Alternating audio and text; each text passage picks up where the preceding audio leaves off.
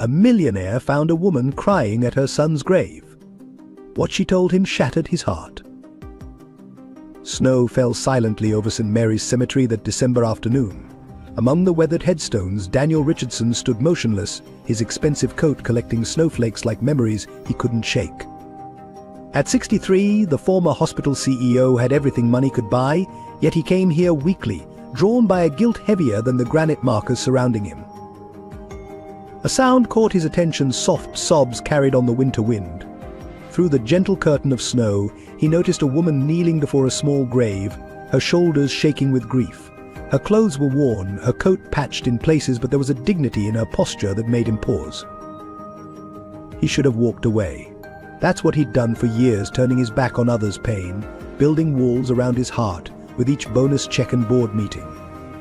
But something about her reminded him of Sarah, his late wife, in those final days when the hospital board had denied her experimental treatment. As he drew closer, his eyes caught the dates on the modest headstone. Leo Thompson, forever 7 years old, the fresh flowers laid against the snow spoke of a love that refused to fade. The woman must have sensed his presence, for she turned, revealing eyes that held both defiance and despair. "I'm Claire," she whispered, her voice rough with tears. "And this is my boy." She touched a small notebook partially hidden among the flowers, a child's diary, its pages wrinkled from what appeared to be frequent reading. Daniel couldn't know then that this moment, this simple interaction in the snow, would unravel everything he'd built his life upon. He couldn't know that the diary beside Leo's grave held secrets that would shake the very foundation of St. Mary's Hospital, or that the woman before him would help him rediscover his soul. All he knew was that for the first time in 15 years, the walls around his heart began to crack. Hey, beautiful souls, where are you watching this from? Take a moment to drop your location in the comments and hit that like button. Let's connect through this story together. Daniel Richardson hadn't always been the cold, calculating figure that stalked the halls of St. Mary's Hospital. 30 years ago, he was a bright-eyed medical student who believed in healing above profit. His colleagues remembered him as the resident who worked extra shifts, who sat with terminal patients through lonely nights, who fought insurance companies for his patients' rights. The transformation began slowly, like a cancer eating away at his idealism. First came his appointment as department head, then the realization that medicine was as much about numbers as it was about healing. Each budget meeting chipped away at his soul. Each denied treatment request hardened his heart, until the day he found himself arguing against providing care to those who couldn't pay. His wife Sarah had been his moral compass, a pediatric nurse who never lost her compassion. She would come home with stories of the children she'd helped, the families she'd comforted. Even as Daniel climbed the corporate ladder, she remained grounded, often challenging his increasingly profit-driven decisions. "The day we stop seeing patients as people," she would say, "is the day we stop being healers." But Sarah's voice was silenced too soon. The cruel irony wasn't lost on anyone. The hospital CEO's wife, dying in her own institution, denied the very treatment she had fought for others to receive. The board deemed it experimental, cost prohibitive, despite Daniel's wealth and influence. He watched helplessly as bureaucracy and policy, the very system he had helped build, claimed the love of his life. After Sarah's death, Daniel retreated into himself. He sold their family home, moved into a sterile penthouse overlooking the city, and threw himself into making St. Mary's the most profitable hospital in the state. His reputation grew. The Ice King of healthcare, they called him. He wore the title like armor, using efficiency metrics and cost analyses to justify turning away those who couldn't pay. The hospital board loved him. Under his leadership, St. Mary's profit margins soared. New wings were built, cutting-edge equipment was purchased, wealthy donors flocked to charity galas. But in the quiet moments when he walked the hospital corridors late at night, he sometimes caught glimpses of his younger self in the tired faces of idealistic residents. He saw Sarah's ghost in the nurses who fought for their patients, and each time he turned away. His daily routine became a fortress: early mornings reviewing financial reports, afternoons in board meetings, evenings alone in his office overlooking the city. He donated to charities carefully selected, tax-deductible contributions that earned him recognition without requiring emotional investment. His name appeared on hospital wings and medical research grants, but he never attended the dedications. The only break in his routine was his weekly visit to Sarah's grave. Even there, he maintained his distance, arriving at dawn when the cemetery was empty, leaving before others arrived. He spoke to no one, acknowledged no one, until that snowy December day when he heard Claire Thompson's sobs. Those who worked closely with Daniel noticed subtle changes in the weeks leading up to that fateful meeting. He had become more withdrawn, spending hours staring out his office window at the hospital's charity wing, the wing that turned away more patients than it helped. He had begun questioning the board's decisions, though not openly opposing them. It was as if something was stirring beneath the frozen surface of his carefully constructed world. Few knew about the nightmares that plagued him, dreams where Sarah asked why he had betrayed everything they once believed in. Fewer still knew about the files he kept locked in his private safe, documentation of questionable board decisions, of diverted charity funds, of patients denied care while board members' relatives received preferential treatment. But nobody knew his deepest secret, that every night he read through Sarah's old journals, touching her words like wounds that refused to heal. In her final entry she had written, "Love isn't measured in profit margins, my darling. One day you'll remember that." As he stood in the cemetery that December afternoon, watching Claire Thompson's grief, Sarah's words echoed in his mind for the first time in years. Daniel Richardson was a man at the crossroads, though he didn't know it yet. His carefully constructed world of profit and loss, of emotional distance and corporate success, was about to collide with a force more powerful than any boardroom strategy: the raw, honest grief of a woman who had lost everything but refused to lose her humanity. Claire Thompson never meant to become a mother. At 35, she had built her life around her career as a pediatric nurse at St. Mary's Hospital, finding fulfillment in the small moments of healing she witnessed daily. That changed the night her younger sister Amanda, also a nurse at St. Mary's, collapsed during a double shift in the pediatric ward. The diagnosis was brutal, an undetected heart condition exacerbated by overwork and stress. Amanda left behind a 3-year-old son, Leo, and a handwritten will naming Claire as his guardian. The transition from aunt to mother happened overnight. Claire learned to balance midnight feedings with morning shifts, to soothe nightmares while battling her own grief, to explain to a toddler why Mummy wasn't coming home. She moved from her comfortable downtown apartment to a smaller one near Leo's preschool, cutting expenses wherever possible to maintain his routine. Her savings dwindled, but Leo's smile made every sacrifice worthwhile. At St. Mary's, Claire's position as a nurse became increasingly precarious. The new administration, led by Daniel Richardson, implemented stringent efficiency measures. Senior nurses were replaced with cheaper, less experienced staff. Claire watched in horror as patient care deteriorated while profit margins soared.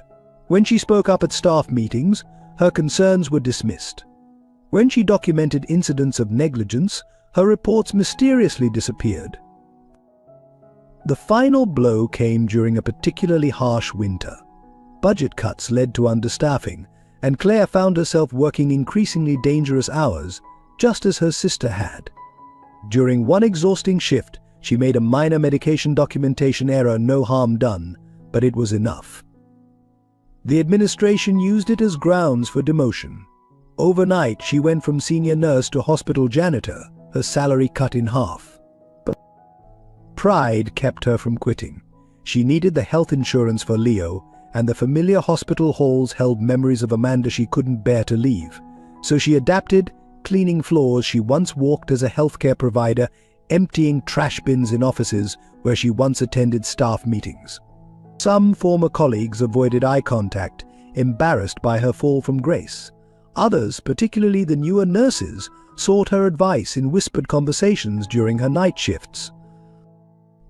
Then came Leo's diagnosis.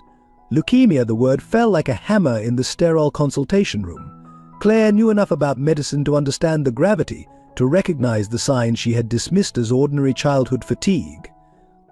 She also knew with crushing certainty that her janitor's salary and basic insurance wouldn't cover the treatment he needed. The irony wasn't lost on her cleaning the very hospital where her son needed treatment, watching wealthy patients receive care while Leo grew weaker. She applied for every assistance program, filled out countless charity care applications, picked up extra shifts until she was working nearly 18 hours a day. Her neighbors in the apartment complex took turns watching Leo, a community of working-class families supporting one of their own. What few knew was that Claire kept detailed records of every denied application, every overheard conversation about fund allocation, every instance of preferential treatment she witnessed during her late-night cleaning shifts. She documented it all in a worn notebook, just as her sister Amanda had taught her to document patient care. "Everything leaves a paper trail," Amanda used to say. "The truth always finds its way out." Leo became her partner in this careful documentation. From his hospital bed he kept his own diary, filling it with observations only a child could make, which nurses were kind, which doctors seemed sad, which hospital administrators never looked patients in the eye. He drew pictures of the hospital as he imagined it could be, with gardens and playgrounds and doctors who had time to listen. The breaking point came when Claire discovered that the hospital's charitable foundation, which had denied Leo's application, had funded a board member's spouse's elective surgery. That night she stood in Leo's hospital room, watching him sleep, and made a decision. She would fight not just for Leo, but for every patient who had been denied care while the wealthy received preferential treatment. She couldn't know then that her path would cross with Daniel Richardson's, or that Leo's innocent observations would become crucial evidence in exposing the hospital's corruption. All she knew was that she had nothing left to lose, and that sometimes, as Amanda had taught her, the most important battle wasn't for life itself, but for the principle that every life held equal value. In the quiet hospital night, cleaning floors and keeping watch over her son, Claire Thompson prepared for war. Leo Thompson was unlike any 7-year-old the staff at St. Mary's Hospital had encountered. While other children his age fought against hospital routines, Leo embraced them with a peculiar grace. He memorized the nurses' schedules, learned the doctors' habits, and kept track of hospital patterns with an attention to detail that both charmed and unsettled the adults around him. Born with his mother Amanda's observant eyes and his Aunt Claire's gentle spirit, Leo had always been precocious. He learned to read at 4, devoured books about medicine and healing, and dreamed of becoming a doctor like the ones who help people smile again. After his mother's death, he developed a habit of watching people really watching them, in a way that made some adults uncomfortable. He could tell when a nurse had been crying in the break room, or when a doctor was worried about a patient. His small blue diary, a gift from Claire on his 6th birthday, became his constant companion. In it, he recorded everything he saw with childlike honesty. Dr. Peterson looks sad today. He told Mrs. Johnson he couldn't help her because she didn't have enough money. But last week he helped Mr. Richman right away. I don't understand. His observations, written in careful primary school handwriting, painted a picture of hospital life that no adult would have thought to document. When his own diagnosis came, Leo approached it with the same curious detachment. He asked the doctors detailed questions about his leukemia, took notes about his treatment options, and comforted Claire when she thought he wasn't looking. "Don't worry, Aunt Claire," he would say. "I'm collecting evidence like Mom used to do. Something isn't right here, but we'll figure it out." From his hospital bed, Leo had a unique vantage point. He noticed how the care differed between private and shared rooms, how some patients were rushed to treatment while others waited endlessly, how whispered conversations in corridors often preceded bad news. He drew pictures of everything: the tired nurses, the worried families, the administrators in expensive suits who never made eye contact. His diary entries became more focused as his condition worsened. Today they moved Emily from the room next door. Her mum was crying because they couldn't pay. But I saw them give her room to someone who just arrived. The new patient's dad plays golf with Dr. Richardson. I heard the nurses talking about it. Each observation was accompanied by a child's drawing, capturing details that would have escaped adult notice. What made Leo extraordinary wasn't just his insight, but his capacity for empathy. He shared his toys with other sick children, told stories to distract worried parents, and always had a smile for the cleaning staff, especially since Claire had joined their ranks. He kept track of birthdays, remembered favorite colors, and somehow knew exactly when someone needed a hug or a kind word. But Leo harbored a secret that even Claire didn't know. Late at night, when the hospital was quiet except for the beeping of monitors, he wrote letters, dozens of them. Letters to the children who had been turned away, to the nurses who cried in supply closets, to the doctors who seemed to have forgotten why they became healers, and most importantly, letters to Mr. Richardson, the man Leo had never met, but whose decisions affected everyone in the hospital. "Dear Mr. Richardson," one letter began, "I know you must be very sad. Only very sad people forget how to help others. My mom used to say that hospitals are where hope lives, but there isn't much hope here anymore. Maybe we could fix that together." As his condition deteriorated, Leo's writings became more urgent, more purposeful. He knew something that the adults around him had forgotten, that sometimes the greatest acts of healing had nothing to do with medicine. His diary filled with plans for a different kind of hospital, one where money didn't determine who lived or died, where doctors remembered to hold patients' hands, where hope wasn't a luxury reserved for the wealthy. What no one realized was that Leo's seemingly random observations and innocent questions were slowly building a case that would eventually shake St. Mary's to its foundations. His child's eye view of systemic corruption, documented with crayon drawings and misspelled words, would prove more damning than any official investigation. In his final entry, written in shaky handwriting during a fever night, Leo wrote, "Sometimes grown-ups forget what's important because they're too busy being grown up. But I haven't forgotten, and I'm keeping track of everything, Mum, just like you taught Aunt Claire to do. Maybe someday someone will remember what hospitals are supposed to be about." He couldn't know then that his words would eventually reach Daniel Richardson, or that his simple observations would become the catalyst for change. He was just a 7-year-old boy with a diary, bearing witness to a broken system with the uncompromising honesty of a child. The day Leo's diagnosis came was deceptively bright, sunlight streaming through the hospital windows like mockery. Claire had brought him in after weeks of unexplained bruising and fatigue, her nurse's instincts screaming that something was terribly wrong. The pediatric oncologist, Dr. Sarah Matthews, delivered the news with gentle professionalism: acute lymphoblastic leukemia, aggressive but treatable if they could begin immediately. The words hit Claire like physical blows. "The survival rate with immediate treatment is promising," Dr. Matthews explained, her eyes conveying what her professional demeanor couldn't. That every day of delay reduced those chances.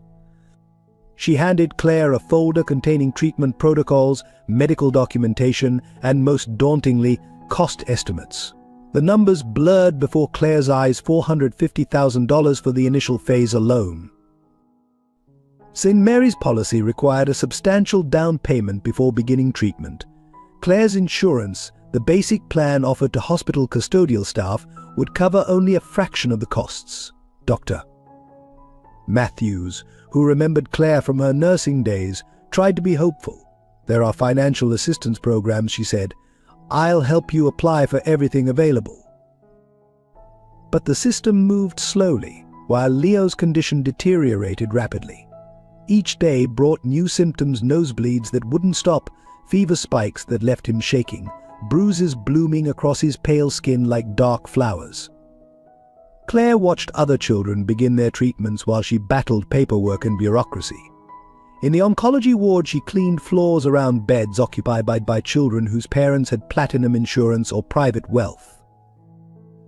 The cruel irony wasn't lost on anyone a hospital employee's child, denied the very care his mother had once provided to others. Some nurses slipped Claire extra supplies, pain medication, anything they could manage without raising flags. Dr. Matthews scheduled consultations that were really treatment sessions in disguise, but she could only do so much within the system's constraints. Leo, ever observant, documented everything in his diary. "The lady in accounting looks sad when she tells Aunt Claire no," he wrote. "Maybe she remembers when Mum used to bring her coffee during night shifts." He drew pictures of the other children starting treatment, of Claire filling out forms late into the night, of Dr. Matthews arguing with hospital administrators on their behalf. The breaking point came 3 weeks after diagnosis. Claire stood before the hospital's financial assistance board, her voice steady despite her exhaustion. She had pawned everything of value, worked double shifts, even set up a crowdfunding page that had raised a fraction of what they needed. "My sister, his mother, died serving this hospital," she reminded them. "Surely that counts for something." The board members avoided her eyes. Daniel Richardson, attending remotely via video conference, cleared his throat. "While we sympathize with your situation, Ms. Thompson, we must maintain consistent policies. The Charitable Care Fund is currently allocated to other cases." What he didn't mention was that those other cases included the hospital board chairman's niece's cosmetic surgery. That evening, as Claire changed Leo's sweat-soaked sheets, he grabbed her hand with surprising strength. "It's okay, Aunt Claire," he whispered. "Mom always said the truth finds its way out." She couldn't know then that Leo had been secretly recording his conversations with doctors, nurses and administrators in his diary, building a record that would later prove invaluable. Dr. Matthews made one last attempt, approaching Daniel Richardson directly. "This child will die without treatment," she stated bluntly. "Is that really the legacy you want for St. Mary's?" His response was corporate and cold. "Doctor, if we make exceptions based on emotional appeals, we compromise the entire system." The system, as it turned out, was already compromised beyond measure. But it would take Leo's worsening condition, Claire's desperate measures, and an unlikely alliance to expose just how deep the corruption ran. For now, Claire could only hold her nephew through another fever night, wondering how a place dedicated to healing could become so sick at its core. The meeting that would forever change St. Mary's Hospital took place in Daniel Richardson's penthouse office on the 15th floor. Claire Thompson stood before his imposing desk, her janitor's uniform exchanged for her only decent outfit, clutching a folder of medical documents and financial records. She had secured this meeting through sheer persistence, camping outside his office for 3 days until his secretary finally relented. Daniel barely looked up from his computer as Claire presented Leo's case. Her voice, steady despite her exhaustion, outlined the medical necessity, the time-sensitive nature of the treatment, their desperate financial situation.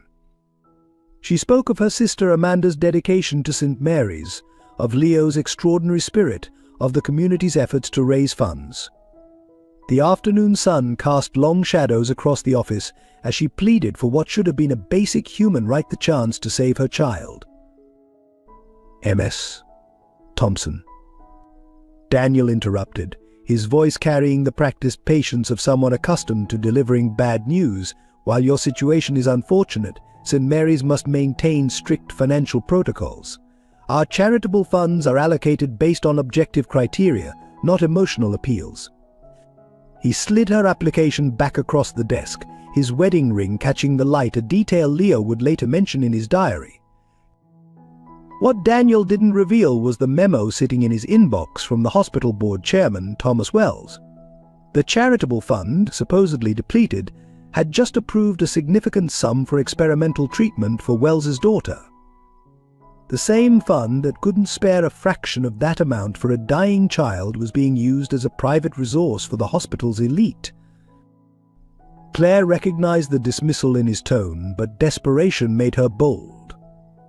"Mr. Richardson," she said, pulling out her final piece of evidence, a documented pattern of discriminatory care practices she'd gathered during her night shifts. "This isn't just about Leo. There's something fundamentally wrong with how this hospital allocates resources. For a moment, something flickered in Daniel's eyes, recognition perhaps, or guilt, but it vanished quickly behind his professional mask. "Ms. Thompson, if you're suggesting impropriety, I should remind you that as a hospital employee, you're bound by certain confidentiality agreements. Your position here could be jeopardized by unfounded accusations." The threat was clear, but Claire stood her ground. "My sister died serving this hospital," she said quietly. She believed in what St. Mary's was supposed to stand for. What happened to healing first? She placed Leo's latest test results on his desk, results showing the rapid progression of his disease. Daniel's response was corporate and rehearsed. "I understand this is difficult, but we must maintain professional boundaries. The board's decision is final." He pressed a button, summoning security to escort her out. As they led her away, she noticed the photographs on his wall, younger versions of himself with his late wife Sarah, both wearing doctors' coats, both smiling with the idealism of new healers. That evening, the hospital board received an anonymous email containing detailed documentation of financial discrepancies in the charitable care fund. The source was untraceable, but the information was damning. Board members exchanged worried calls while Daniel sat in his office, staring at the photo of Sarah, remembering her last words about the system they'd helped build. Claire returned to Leo's room to find him drawing elaborate pictures of the hospital as he imagined it could be, with gardens where children could heal and doors open to everyone who needed help. "Mr. Richardson looked sad," Leo observed, adding details to his drawing. Maybe he forgot how to listen to his heart. Neither Claire nor Daniel could have known then that this rejection would set in motion a chain of events that would expose decades of corruption. That Leo's innocent observations, combined with Claire's evidence and Daniel's buried conscience, would eventually force St. Mary's to confront its betrayal of its founding principles. For now, though, Claire held her nephew through another pain-filled night, while somewhere above them, Daniel Richardson began his own sleepless vigil, haunted by decisions he couldn't quite justify anymore. The morning Leo collapsed in the hospital cafeteria became the catalyst that shattered St. Mary's carefully maintained facade.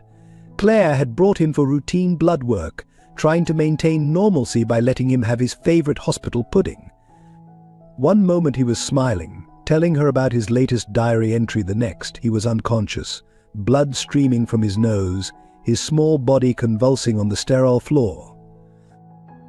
The response was immediate but complicated by bureaucracy. Dr. Matthews rushed to help, but the emergency protocol required insurance verification before intensive care admission.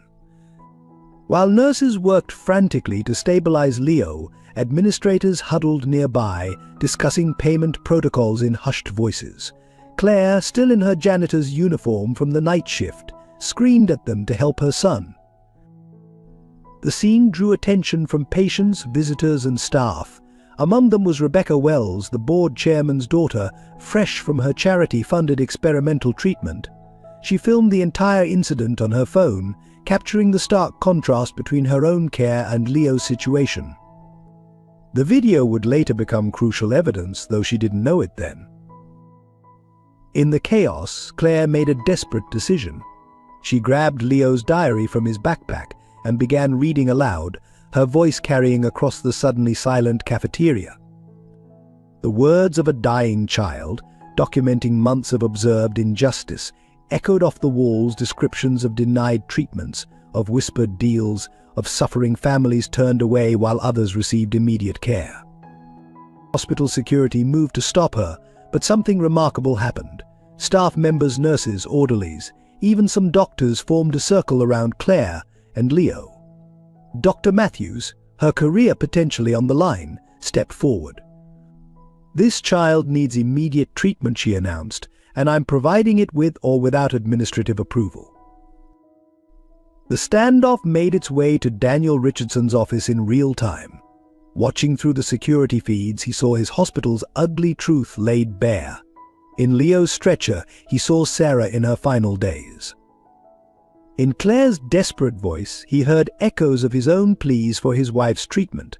The carefully constructed walls between his past idealism and present corruption began to crumble.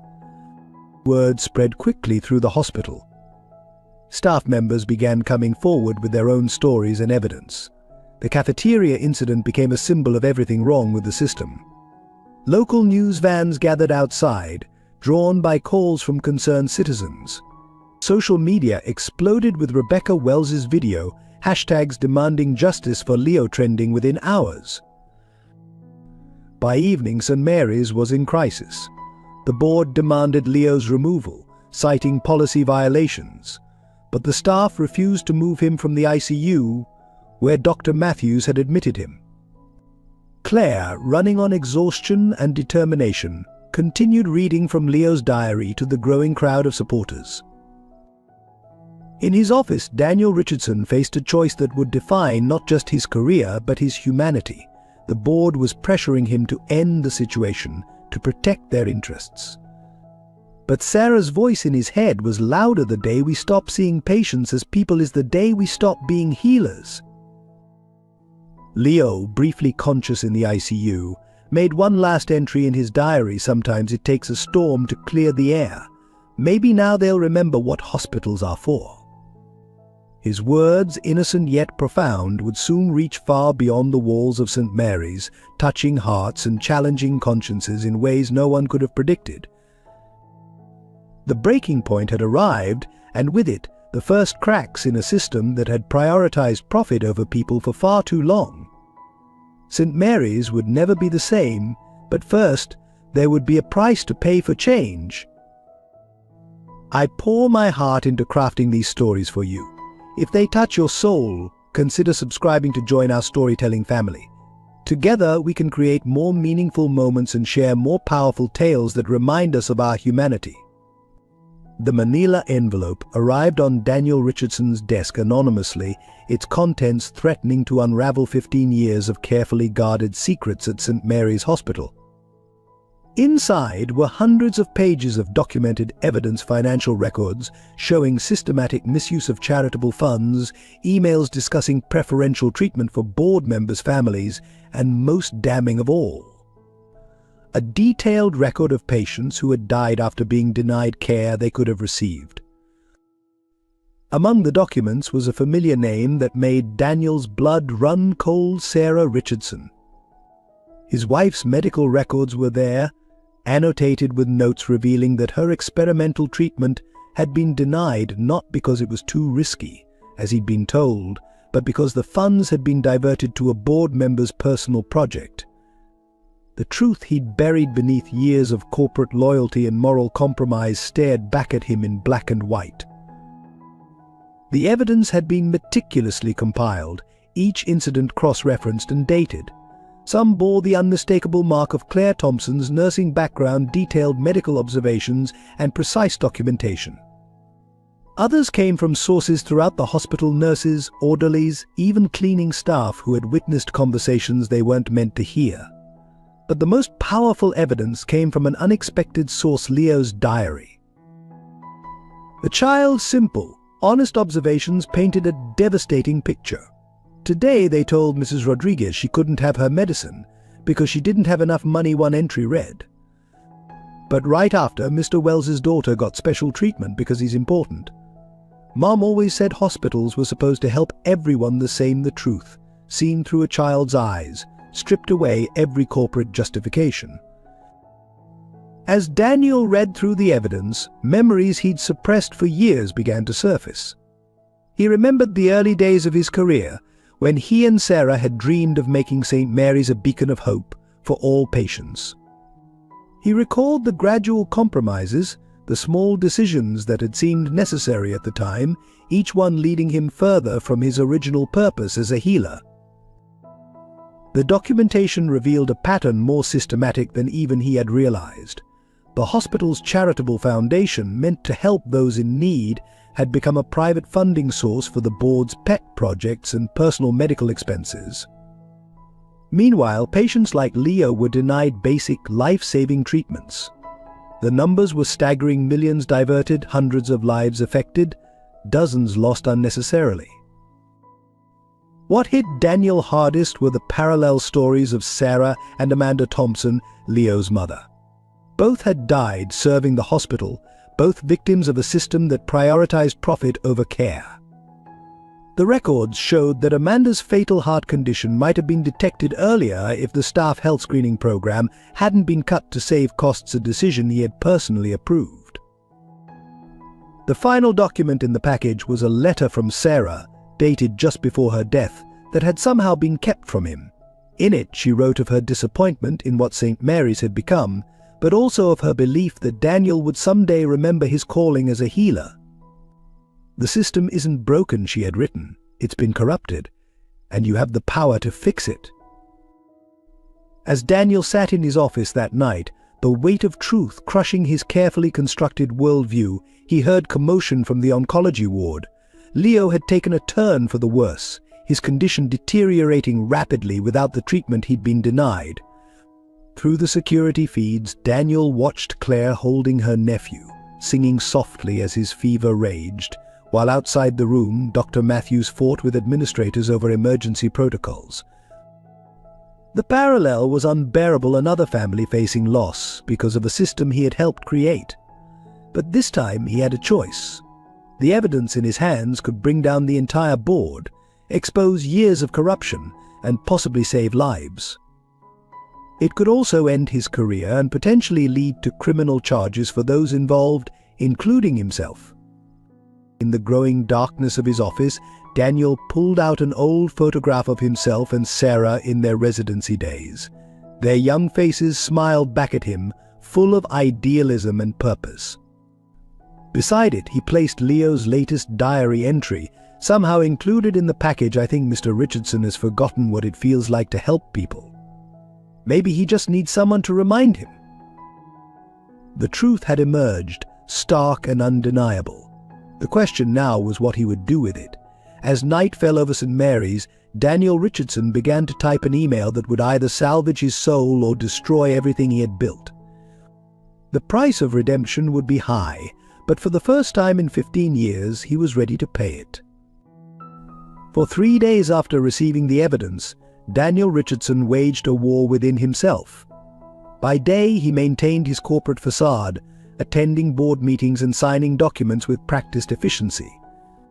By night, he pored over the damning evidence, each page adding weight to his conscience.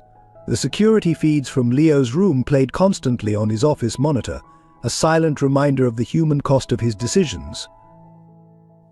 In those sleepless nights, Sarah's voice became increasingly clear in his memory. He remembered their last conversation when she had begged him to fight the system he'd helped create.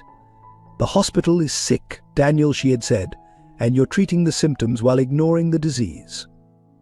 He had dismissed her words then, attributing them to medication and fatigue. Now, with evidence of corruption spread across his desk, her wisdom haunted him.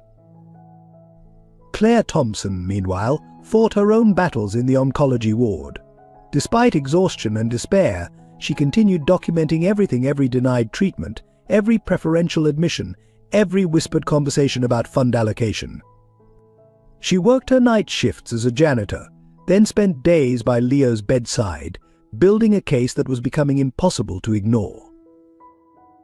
The hospital staff found themselves caught in the growing tension. Nurses delayed paperwork to buy time for critical patients. Doctors like Sarah Matthews bent rules to provide care, knowing their careers hung in the balance. Even the administrative staff began quietly leaking documents, their consciences finally outweighing their fear of retribution. Leo's condition became a mirror reflecting the hospital's moral crisis. His fever spiked and fell like the hospital's ethical standards. His breathing grew labored, much like the strained atmosphere in board meetings. Yet he continued writing in his diary, his observations becoming more profound as his body weakened. "The grown-ups here are scared," he wrote. "They know what's right, but they're afraid to do it. Mom said being brave isn't about not being scared, it's about doing the right thing anyway." The turning point came during a midnight board meeting called to discuss risk management. Thomas Wells, the board chairman, proposed transferring Leo to a public hospital, a death sentence given his critical condition. As Daniel listened to the clinical discussion of a child's life, he felt something break inside him. The carefully constructed walls between his past as a healer and his present as an administrator crumbled. In that moment, he saw with terrible clarity what he had become. The same system that had killed Sarah was now preparing to claim another victim. The same justifications he had used to silence his conscience were being deployed again. The same corruption that had torn families apart was being perpetuated under his leadership. But changing course would come at an enormous personal cost. The board had evidence of his complicity in years of questionable decisions. His signature appeared on documents that could destroy his career and reputation. The very wealth and power he had accumulated could be used against him if he chose to fight. That night, Daniel found himself in the hospital chapel, a place he hadn't visited since Sarah's death. In the quiet darkness, he remembered their early days together, when healing was a calling rather than a business. He thought of Amanda Thompson dying during a double shift in the hospital she served. He thought of Leo fighting for life in a system that saw him as a liability rather than a child in need. The choice before him was stark: continue protecting a corrupt system and watch another family shatter, or risk everything to fight for change. Either way, there would be casualties.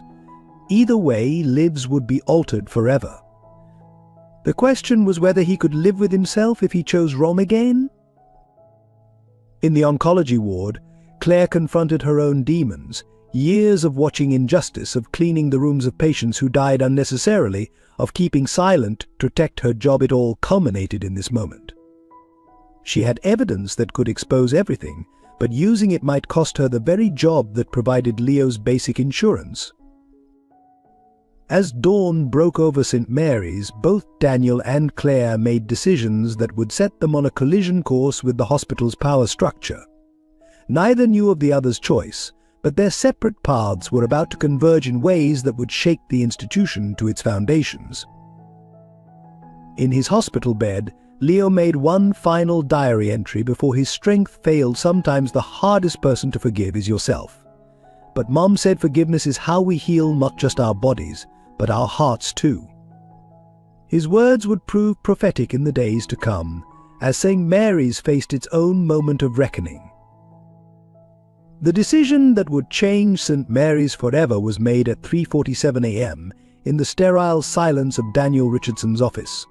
Outside, a winter storm battered the hospital windows, while inside, Leo's latest medical report lay open on his desk. Patient critically unstable, immediate intervention required.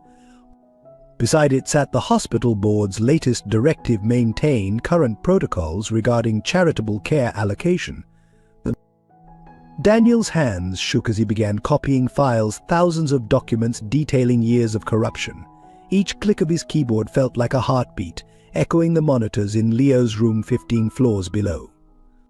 He thought of Sarah, of how she would have handled this moment. The truth doesn't ask permission, she used to say. It demands to be heard. Across the hospital, Claire Thompson was making her own decisive move. During her night cleaning shift, she had discovered something in Thomas Wells's private office, a detailed ledger of discretionary fund allocations. That read like a who's who of wealthy patients receiving charitable care meant for cases like Leo's. With trembling fingers, she photographed every page, knowing this evidence could cost her more than just her job. The storm outside intensified as both Claire and Daniel, unknown to each other, prepared their separate strikes against the system. In the oncology ward, Leo drifted between consciousness and fever dreams, his small hand still clutching his diary. His latest entry was barely legible. Sometimes the biggest storms bring the most beautiful rainbows. At 4:15 a.m., Daniel began composing an email to the hospital's ethics board, the state medical board, and selected investigative journalists. His finger hesitated over the send button as memories flooded back: board meetings where he had stayed silent, funding decisions he had approved, lives he had helped ruin through action or inaction. The weight of those choices pressed down on him like physical pain. Meanwhile, Claire worked methodically through her cleaning routine, her phone heavy with evidence in her pocket. Each room she cleaned held memories. Here was where Amanda had worked her final shift. There was where she had first noticed Leo's bruises, and everywhere were echoes of lives affected by the hospital's corrupted priorities. The pivotal moment came at dawn. Dr. Matthews, finishing another exhausting night shift, intercepted Claire in the hallway. "Leo's numbers are dropping," she whispered, "without intervention in the next 48 hours. She left the sentence unfinished, but its meaning was clear. In his office, Daniel received the same update via email, the clinical language doing little to mask its urgency. The storm broke as sunrise painted the hospital windows in shades of gold and pink. In that moment of natural beauty, both Daniel and Claire made their final decisions. He pressed send on his email, then began a second message, this one to the board, announcing his intention to provide immediate care to Leo Thompson, protocol be damned. Claire, having finished her shift, walked into the hospital's main lobby still wearing her cleaning uniform. Local news crews were already gathering outside, tipped off by an anonymous source about potential revelations of healthcare corruption. She clutched her phone, containing not just the evidence she had gathered, but a video she had recorded hours earlier, her public testimony about everything she had witnessed. In the oncology ward, Leo stirred in his sleep, his fever finally breaking. His last diary entry sat unfinished on his bedside table. "I dreamed that Mr. Richardson remembered how to be a doctor again. Mom always said everyone deserves a chance to make things right." The decisions made that morning would trigger a chain of events that would reshape St. Mary's forever. Daniel's email would reach those who could force change at the highest levels. Claire's evidence would provide the proof needed to support his claims. And Leo's diary, with its innocent observations of systemic corruption, would become the human heart of a story that could no longer be ignored. Neither Daniel nor Claire knew if their actions would save Leo's life. They didn't know if the truth would bring healing or just more pain. But in choosing to act, they had already begun to heal something just as critical as any patient, the broken spirit of a hospital that had lost its way. But as the new day dawned over St. Mary's, the storm clouds parted, revealing a sky as clear and bright as truth itself. The decisions had been made. Now would come the consequences, the confrontations, and perhaps the chance for redemption that Leo had seen in his fever dreams. The investigation into St. Mary's Hospital began not with a bang, but with a series of quiet revelations that rippled through the institution like aftershocks from an earthquake. Within hours of Daniel's email blast, state investigators arrived unannounced, their badges glinting in the morning sun. They moved through the hospital with methodical precision, sealing offices and securing records before anyone could begin the inevitable process of covering tracks. Daniel watched from his office as Thomas Wells and other board members were escorted from their morning meeting. The look of betrayal on their faces when they saw him still at his desk, calmly handing over documents, would haunt him for years. "You've destroyed everything we built," Wells spat as he passed. "Everything we built was already destroyed," Daniel replied quietly. "We just couldn't see the ruins for the profit margins." The investigation team, led by a sharp-eyed woman named Alexandra Carter, set up command in the hospital's conference room. She had a reputation for being thorough and incorruptible, with a particular interest in healthcare fraud. "Show me everything," she told Daniel during their first meeting. Every decision, every denial, every death that could have been prevented. Claire Thompson's evidence proved invaluable. Her years of careful documentation, combined with Leo's innocent but damning observations, painted a picture of systematic corruption that was impossible to ignore. The investigators were particularly moved by Leo's diary entries, which provided a child's eye view of the hospital's ethical collapse. "Sometimes the grown-ups forget that hospitals are supposed to make people better," he had written. "They're too busy counting money to count heartbeats." As the investigation deepened, more staff members came forward. Nurses shared stories of being forced to turn away critical patients while board members' relatives received immediate care. doctors revealed how they had been pressured to prioritize profitable procedures over necessary ones.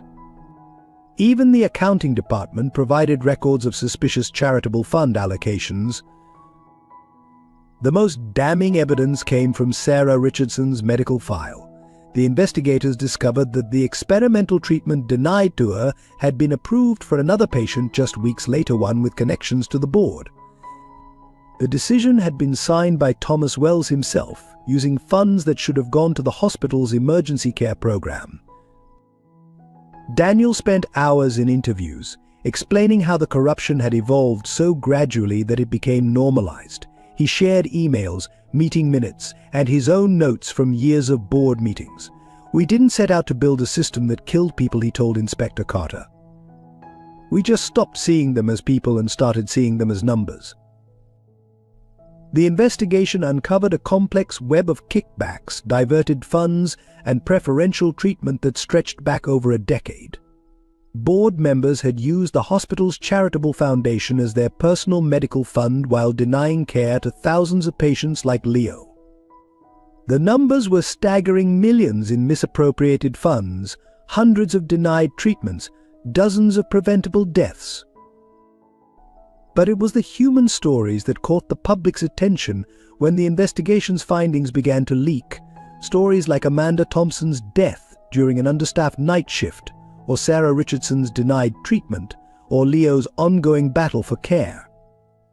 Each revelation brought more witnesses forward, more evidence to light, more proof of how deeply the corruption had penetrated. Through it all, Leo's condition continued to deteriorate. The investigators, hardened by years of seeing healthcare fraud, were visibly moved by the sight of Claire reading to her nephew between providing testimony. "He's why we're here," Inspector Carter reminded her team when the hours grew long. Him and every other patient who was seen as a liability instead of a life. The investigation reached a turning point when they discovered the board's emergency protocol override codes, used frequently for wealthy patients but denied to critical cases like Leo's. This discovery led to the most difficult day of the investigation, reviewing records of every patient who had died after being denied care, while the override codes were used for non-emergency cases. As Daniel helped compile this grim data, he found himself returning to Leo's diary entries.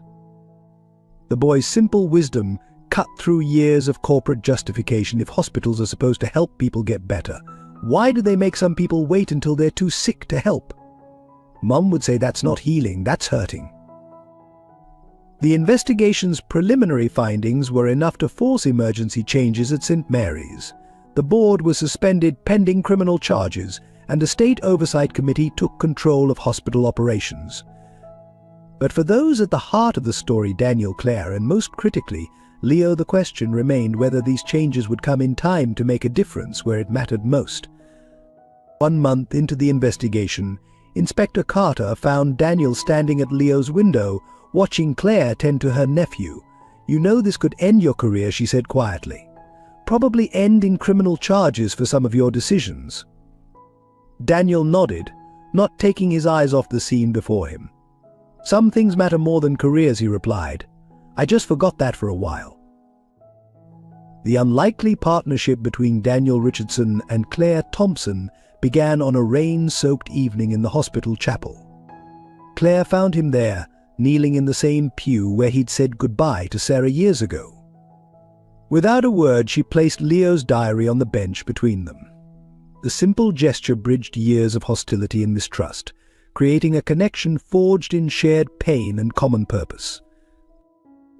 "Leo writes about you, you know," Claire said softly, opening the diary to a marked page. "He says you look at the hospital the way I look at his empty bedroom, like you've lost something precious and don't know how to get it back." The words hit Daniel like physical blows, stripping away the last of his corporate armor. Together, they began mapping out the extent of St. Mary's corruption. Claire's years of observations from the hospital's shadows complemented Daniel's insider knowledge of board decisions. They worked through nights in his office, cross-referencing denied treatments against board members' personal use of charitable funds, building a case that would be impossible to dismiss. Their alliance drew others into its orbit. Dr. Matthews provided detailed medical records showing pattern of care discrimination. Former nurses who had quit in protest returned to share their stories. Even the hospital's department quietly granted access to emails and financial records that might otherwise have been accidentally deleted. The most unexpected alley emerged in Rebecca Wells, the board chairman's daughter. Troubled by her own role as a beneficiary of misappropriated funds, she provided crucial testimony about how her father and other board members had manipulated the system. Her social media video of Leo's cafeteria collapse had already gone viral, putting a human face on the hospital's ethical crisis. As their evidence mounted, so did the personal risks. Daniel received thinly veiled threats from board members' lawyers. Claire faced harassment from hospital administrators trying to discredit her testimony. "They're scared," Leo observed during one of his lucid moments. Mom said people get meanest when they're scared of the truth. The alliance's work took on greater urgency as Leo's condition worsened. Each denied treatment, each delayed procedure had pushed him closer to a point of no return. Working against time, Daniel and Claire raced to expose enough corruption to force emergency intervention before it was too late. Their breakthrough came through an unexpected source: the hospital's cleaning staff. Years of working night shifts had made them invisible to administrators, allowing them to witness countless damning conversations. They provided recordings, photographs, and first-hand accounts of board members discussing how to divert charitable funds for personal use. The alliance grew into a movement within St. Mary's. Staff members began wearing small blue ribbons, Leo's favorite color, as a silent symbol of support. Patients shared their own stories of discrimination and delayed care. Even some board members' families, troubled by what they were learning, reached out to offer evidence. Daniel and Claire worked in perfect synchronization, their shared mission healing old wounds. He saw in her the same dedication to truth that Sarah had embodied. She recognized in him the healer who had lost his way but was fighting to find it again. Their partnership became a symbol of the change they were fighting to create.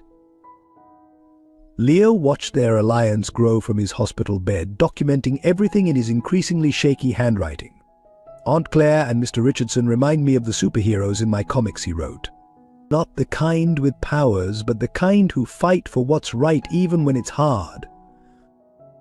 The alliance faced its greatest test when Thomas Wells launched a counterattack, threatening to expose Daniel's past complicity in the corruption. Instead of breaking their partnership, the threat strengthened it. Claire stood by Daniel as he publicly acknowledged his role, turning his confession into a powerful testimony about the system's ability to corrupt even those who meant to heal. Their partnership extended beyond the investigation. During Leo's rough nights, Daniel would often find Claire sleeping in the uncomfortable hospital chair, her cleaning uniform still on.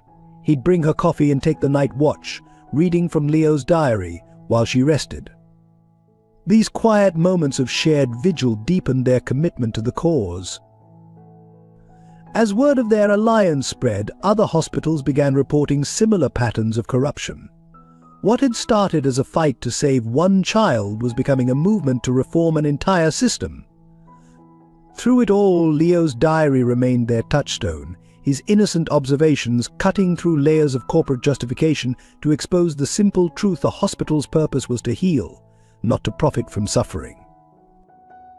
The alliance between a former CEO and a hospital janitor would have seemed impossible months ago. But as they worked together in the quiet hours of night, surrounded by evidence of corruption and driven by the urgency of Leo's condition, they discovered that purpose matters more than position, and truth knows no hierarchy. The backlash began swiftly and mercilessly. Within days of Daniel and Claire's alliance becoming public, Thomas Wells and the board launched a coordinated campaign to discredit them both. Anonymous letters appeared in staff mailboxes detailing Daniel's past involvement in questionable decisions. Security footage of Claire accessing private offices during her cleaning shifts was leaked, attempting to paint her as a disgruntled employee stealing corporate secrets. The hospital's legal team worked overtime, sending cease and desist letters to anyone who spoke to investigators. Long-term employees suddenly found their positions under review. Dr. Matthews faced an emergency credentials committee, her treatment decisions scrutinized for any possible mistakes. The message was clear: support the investigation, and your career would be destroyed. Wells's influence extended beyond the hospital. Local media outlets, dependent on St. Mary's advertising revenue, began running stories questioning the investigation's motives. Business leaders, many with connections to the hospital board, publicly defended the current system as necessary for maintaining quality care. Even some patients whose treatments had been funded by the charitable foundation were pressured to speak against reform. But resistance to the resistance was already growing. Hospital staff began documenting the intimidation attempts, adding to the evidence pile. Anonymous social media accounts shared Leo's story, along with others like it. Rebecca Wells, despite her father's threats to disinherit her, continued providing damning information about the board's private discussions. The turning point came when Leo's diary entries began appearing online. No one knew who was leaking them. Claire swore it wasn't her, and Daniel was equally mystified. But the simple, powerful observations of a dying child cut through the corporate spin. Today, they told another family they couldn't help their daughter. The man in the suit said it was protocol, but Mum taught me that's just a fancy word for rules, and rules can be changed when they hurt people. The resistance took on a life of its own. Nurses started wearing recording devices during board member interactions. Its staff accidentally copied incriminating emails before they could be deleted. Even the hospital's janitorial team joined in, carefully preserving documents they found in waste paper baskets during their night shifts. Daniel faced the harshest attacks. His past decisions were dissected in board meetings, his personal life scrutinized for any weakness. The same system he had helped build now turned its full force against him. Yet each attempt to discredit him only strengthened his resolve. "They're using the playbook I helped write," he told Claire during one late-night strategy session. "But they've forgotten what Sarah taught me: the truth doesn't need a playbook." Claire faced more subtle but equally damaging resistance. Her work schedule was constantly changed, making it harder to care for Leo. Anonymous complaints appeared in her file. Other cleaning staff were warned not to help her during shifts.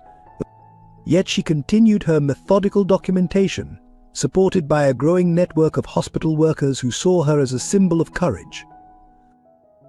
The resistance's most potent weapon was fear of losing jobs, fear of legal consequences, fear of being blacklisted in the healthcare industry. But Leo's deteriorating condition provided an urgency that overcame fear. But every day he grew weaker was another reminder of what they were fighting for. Legal threats escalated. Board members' lawyers demanded access to Leo's medical records, claiming his case was being exploited for political purposes. They attempted to have Claire banned from the hospital outside her work hours, citing security concerns. Daniel faced multiple ethics board reviews, each designed to discredit his testimony. Yet for every act of intimidation, there was an equal act of solidarity. When Claire was scheduled for back-to-back shifts, other cleaning staff covered for her. When Dr. Matthews faced the credentials committee, dozens of fellow doctors submitted letters supporting her decisions. When Daniel's ethics reviews were scheduled, hospital staff filled the hallways wearing blue ribbons. Leo watched it all from his hospital bed, his diary entries becoming shorter but more profound. The grown-ups fighting the truth are like the bullies at school. They're loud and scary, but they're really just afraid. Mom said courage isn't about not being scared. It's about doing what's right even when you're terrified. The resistance reached its peak when Thomas Wells called an emergency board meeting to vote on closing the pediatric oncology ward, a direct threat to Leo and other critical patients. But he hadn't counted on the staff's determination. As board members arrived, they found the hospital surrounded by employees, patients, and community members holding vigil. Inside, nurses and doctors continued caring for patients while wearing signs that read healthcare is a right, not a privilege. In his office, Daniel received a final threat evidence of his involvement in decisions that had cost lives, with an offer to lose it if he withdrew his testimony. At the same time, Claire was offered a promotion and a transfer to another hospital if she would retract her statements. Both threats arrived with the same message: think about your futures. Looking out over the crowd of supporters, then back at Leo's latest diary entry, sometimes you have to lose everything to save what matters most. They made their choices. The resistance had become bigger than any individual's future. It was about saving the soul of a hospital, and through it, perhaps, the soul of healthcare itself. The final confrontation at St. Mary's Hospital unfolded during a storm-swept board meeting that would later be known as the Night of Truth. Thunder rattled the windows of the conference room as Thomas Wells called the emergency session to order, his face tight with suppressed rage. The entire board was present, along with their lawyers, hospital administrators, and unexpectedly Daniel Richardson and Claire Thompson. The atmosphere crackled with tension as Wells launched his opening salvo. "We're here to address the malicious campaign of lies that threatens to destroy this institution," he began, but Daniel cut him off by silently placing Leo's diary in the center of the conference table. The simple notebook, worn from constant use, seemed to pulse with its own power. "Before you continue," Thomas Daniel said quietly, "I think we should read what a dying child has to say about our institution."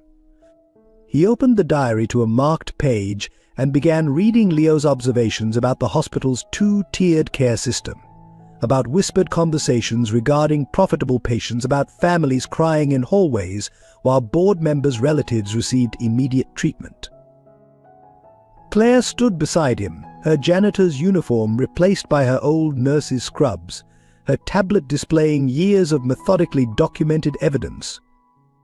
As Daniel read, she projected photos onto the conference room screen: empty charity care funds alongside board members' vacation homes, denied treatment authorizations next to approved cosmetic procedures for the wealthy, staff reduction metrics alongside rising executive bonuses. The board's lawyers moved to shut down the presentation, citing confidentiality agreements and threatening immediate legal action. But they were interrupted by an unexpected voice. Rebecca Wells, Thomas's daughter, stepped into the room. "I'd like to add my testimony," she announced, her phone held high, playing the viral video of Leo's collapse and the hospital's delayed response. What followed was 3 hours of raw truth. Staff members who had been quietly gathering evidence for years came forward. Dr. Matthews presented statistics showing the direct correlation between denied care and increased mortality rates. Former board members, their consciences finally outweighing their loyalty, confirmed the systematic abuse of charitable funds. The confrontation reached its climax when Claire played her final piece of evidence, a recording of her sister Amanda's last shift, where she had documented the dangerous understaffing just hours before her fatal collapse. "My sister died serving this hospital," Claire said, her voice steady. "Leo is dying because of this hospital. How many more families have to be destroyed before we remember what healing means?" Thomas Wells attempted to regain control, citing the hospital's financial obligations and market realities, but Daniel was ready.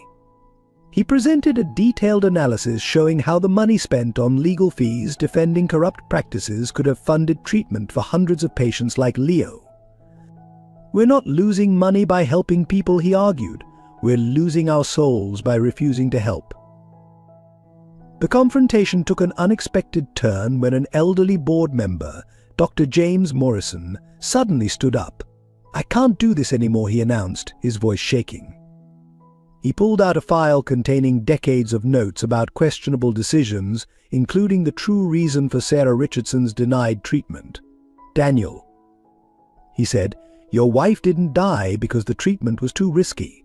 She died because Wells had already allocated those funds for his daughter's elective surgery." The revelation sent shockwaves through the room.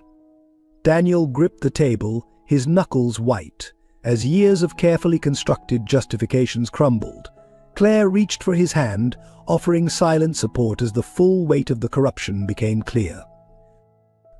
Wells made a final desperate attempt to maintain control, threatening to expose everyone's complicity in the system. "You'll all go down with me," he warned.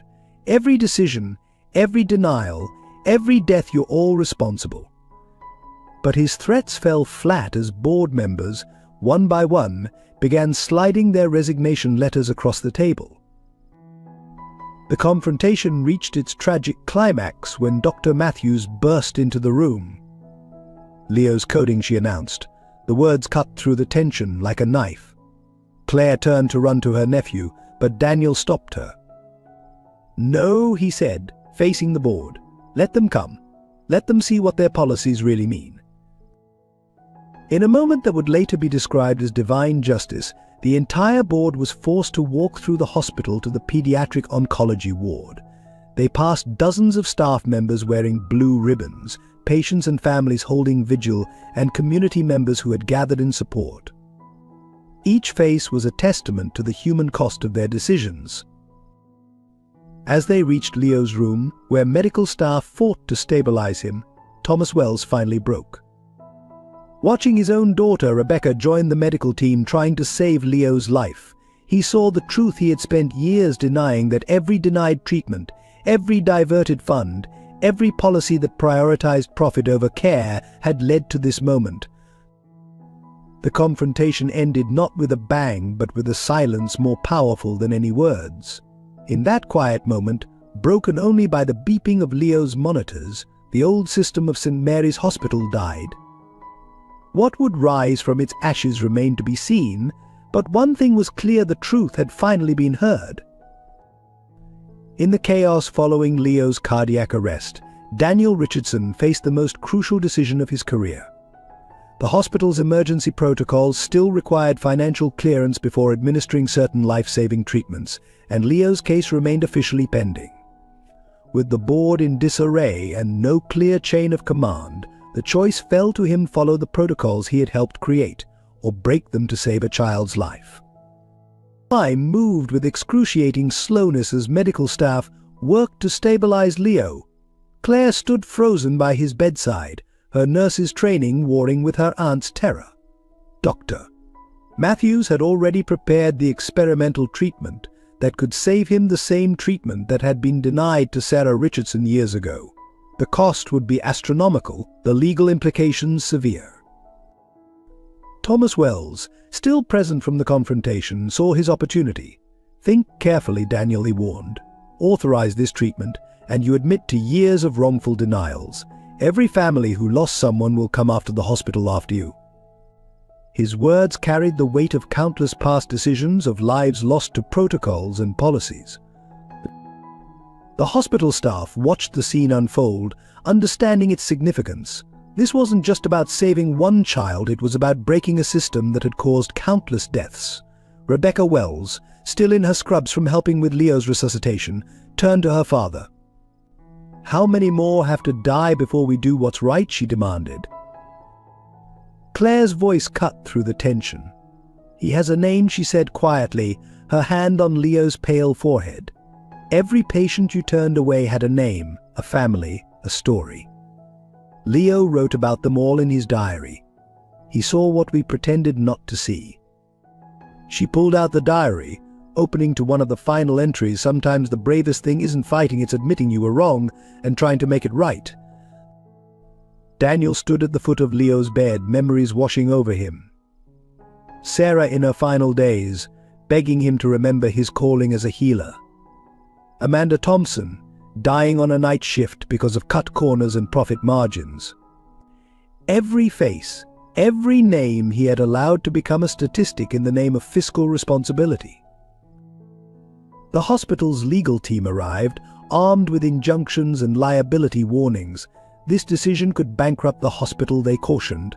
The precedent alone could bring down the entire healthcare system. But as they spoke, more staff members appeared wearing blue ribbons, their silent presence a reminder of healthcare's true purpose. Dr. Matthews approached Daniel with the treatment authorization form. "I've already documented everything," she said. "Whatever you decide, there's no going back to the way things were," her words echoed in the tense silence of the ICU, where machines kept Leo's fragile heart beating.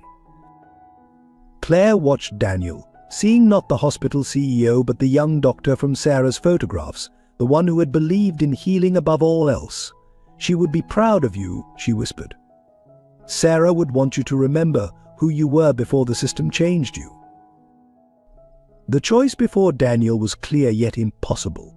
Authorize the treatment, and he would implicitly admit to years of wrongful denials, opening the hospital to devastating lawsuits. Refuse and watch another child die because of policies he had helped create. His entire career, his reputation, the very future of St. Mary's hung in the balance. Leo's monitors beeped steadily as Daniel looked around the room. He saw the faces of nurses who had watched too many patients die unnecessarily, doctors forced to choose between their ethics and their careers, staff members who had carried the weight of impossible choices. In Leo's pale face, he saw every patient he had failed. Oh, with hands that trembled slightly, Daniel took the authorization form. The room held its breath as he looked at Thomas Wells one last time. "You're right," he said quietly. "This could destroy everything we built." He turned to Claire, his voice stronger. "But what we built was wrong. It's time to rebuild something better." His signature on the form was more than an authorization for treatment. It was an admission of guilt, a confession of complicity, a declaration of war against a system that had lost its way. As Dr. Matthews rushed to begin the treatment, Daniel turned to face the consequences of his choice. Legal teams scrambled to contain the damage, but it was too late. The choice had been made, the precedent set. News spread through the hospital like wildfire. St. Mary's was changing, starting now. Staff members began pulling out their own documentation of denied care, preparing for the battle ahead. Claire caught Daniel's hand as he turned to leave, her eyes full of understanding. "Thank you," she whispered, "for choosing healing over hiding in that moment." They both knew that while the fight ahead would be brutal, they had finally taken the first step toward redemption. As night fell over St. Mary's, the choice that would change everything had been made. In Leo's room, machines hummed with new purpose, delivering treatment that might save his life. But the real healing had already begun, not just for one child, but for an entire institution that had finally remembered its true purpose. The legal and ethical battle that engulfed St. Mary's Hospital in the days following Daniel's decision transformed the institution into a battlefield of competing ideals. News vans clogged the parking lots, their satellite dishes sprouting like mechanical flowers. Inside, lawyers prowled the corridors while investigators combed through decades of records, and amid it all, Leo fought for his life in the pediatric ICU. The first lawsuit arrived within hours, a class action representing families of patients who had been denied the same treatment now being given to Leo. The hospital's legal team, led by Thomas Wells's personal attorney, argued that authorizing Leo's treatment had been an emotional, not medical decision. They painted Daniel as a man broken by guilt over his wife's death, making irrational choices that threatened the hospital's stability. But they hadn't counted on the evidence. Years of documented cases poured in from staff members who had been quietly building their own records. Nurses produced logs of denied treatments alongside approved cosmetic procedures. Doctors shared emails ordering them to prioritize profitable patients. Even maintenance staff contributed security footage of late-night board meetings where care decisions were traded like commodities. The media seized on the story, particularly after Rebecca Wells went public with her own testimony. "I received treatments that others were denied," she admitted in a devastating television interview. "My father called it protecting the hospital's interests, but now I understand we were just protecting our privileges at the cost of other people's lives."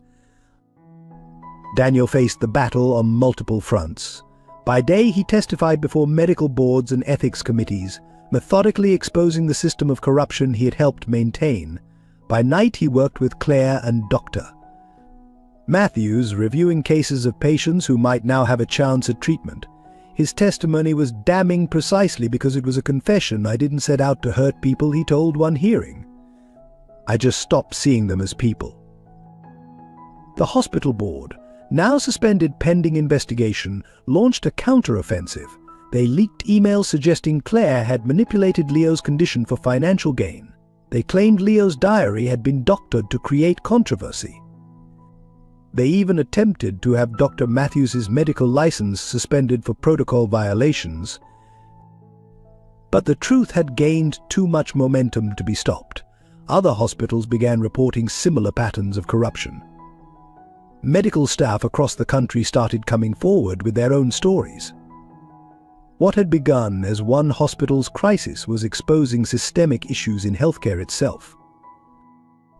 The battle's unexpected heroes were the hospital's lowest-paid workers. Cleaning staff testified about conversations overheard during night shifts. Cafeteria workers recalled board members joking about budget patients.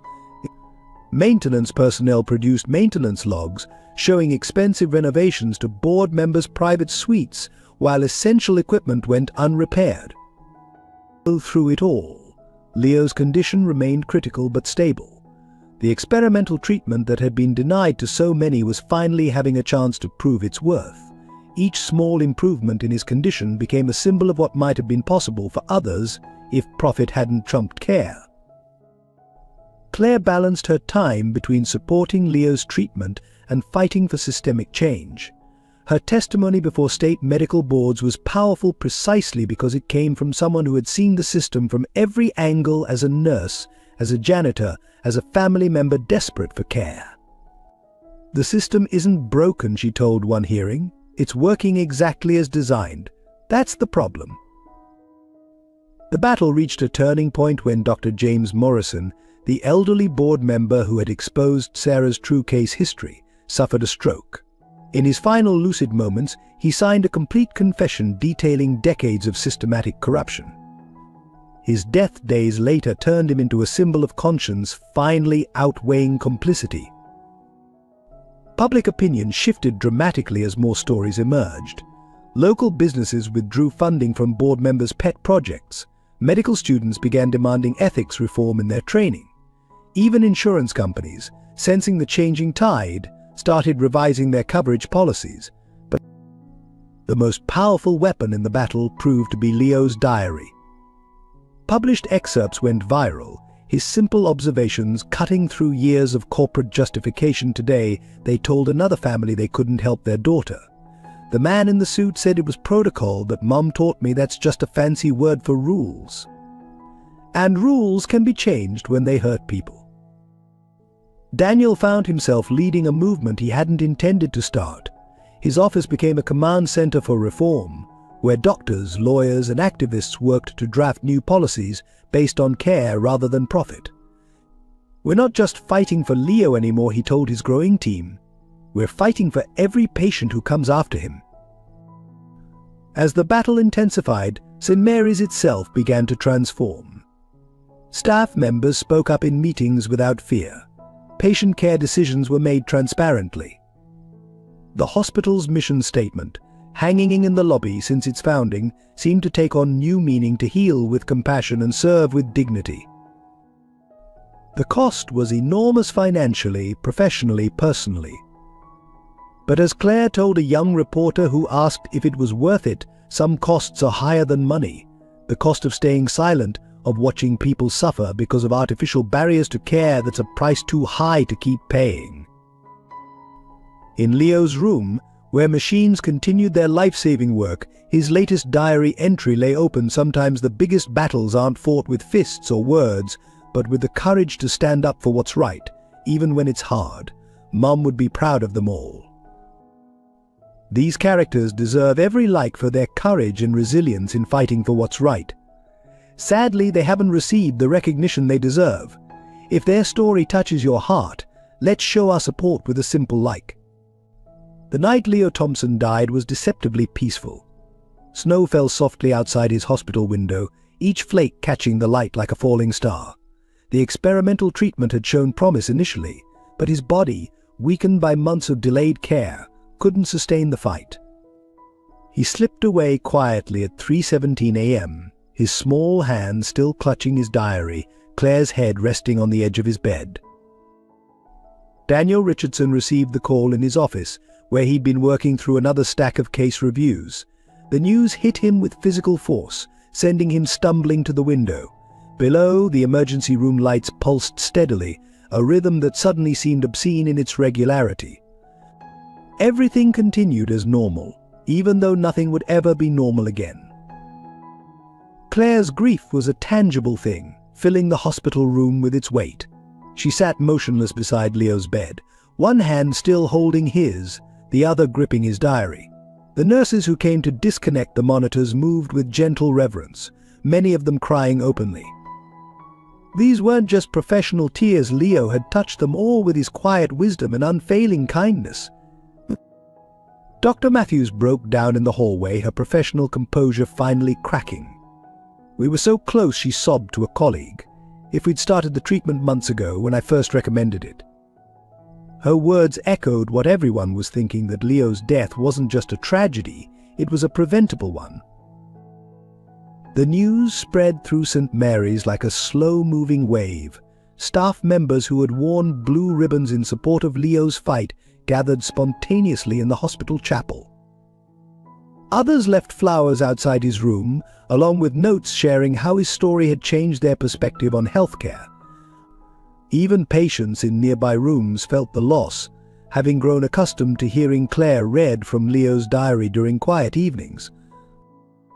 Daniel found himself walking the hospital corridors aimlessly, memories washing over him. He remembered Sarah's final days, how he'd buried his grief in work and rationalization. But Leo's death was different. It was a direct result of the system he'd helped create. Each step took him past another reminder: the administrative office where Leo's initial treatment request had been denied, the conference room where board members had discussed cost-benefit analyses of pediatric care, the cafeteria where Leo had collapsed that fateful day. When he finally entered Leo's room, Claire looked up with eyes that held no accusation, only a profound, exhausted sadness. "He wrote something for you," she said softly, holding out the diary. The final entry, written in shaky handwriting, read, "Tell Mr. Richardson it's okay. Mom says sometimes the biggest changes come from the deepest losses. Maybe my story will help other kids get the care they need." The morning shift arrived to find the hospital transformed. Staff members moved through their duties with quiet determination, many wearing black ribbons alongside their blue ones. The usual bustle of administrative activity seemed muted, as if the institution itself was in mourning. In the pediatric ward, other young patients asked about the boy who had always had a smile and a kind word for everyone. Rebecca Wells arrived with flowers, only to find the hallway outside Leo's room already filled with tributes. She stood there crying, remembering how her own treatment had been fast-tracked while Leo waited.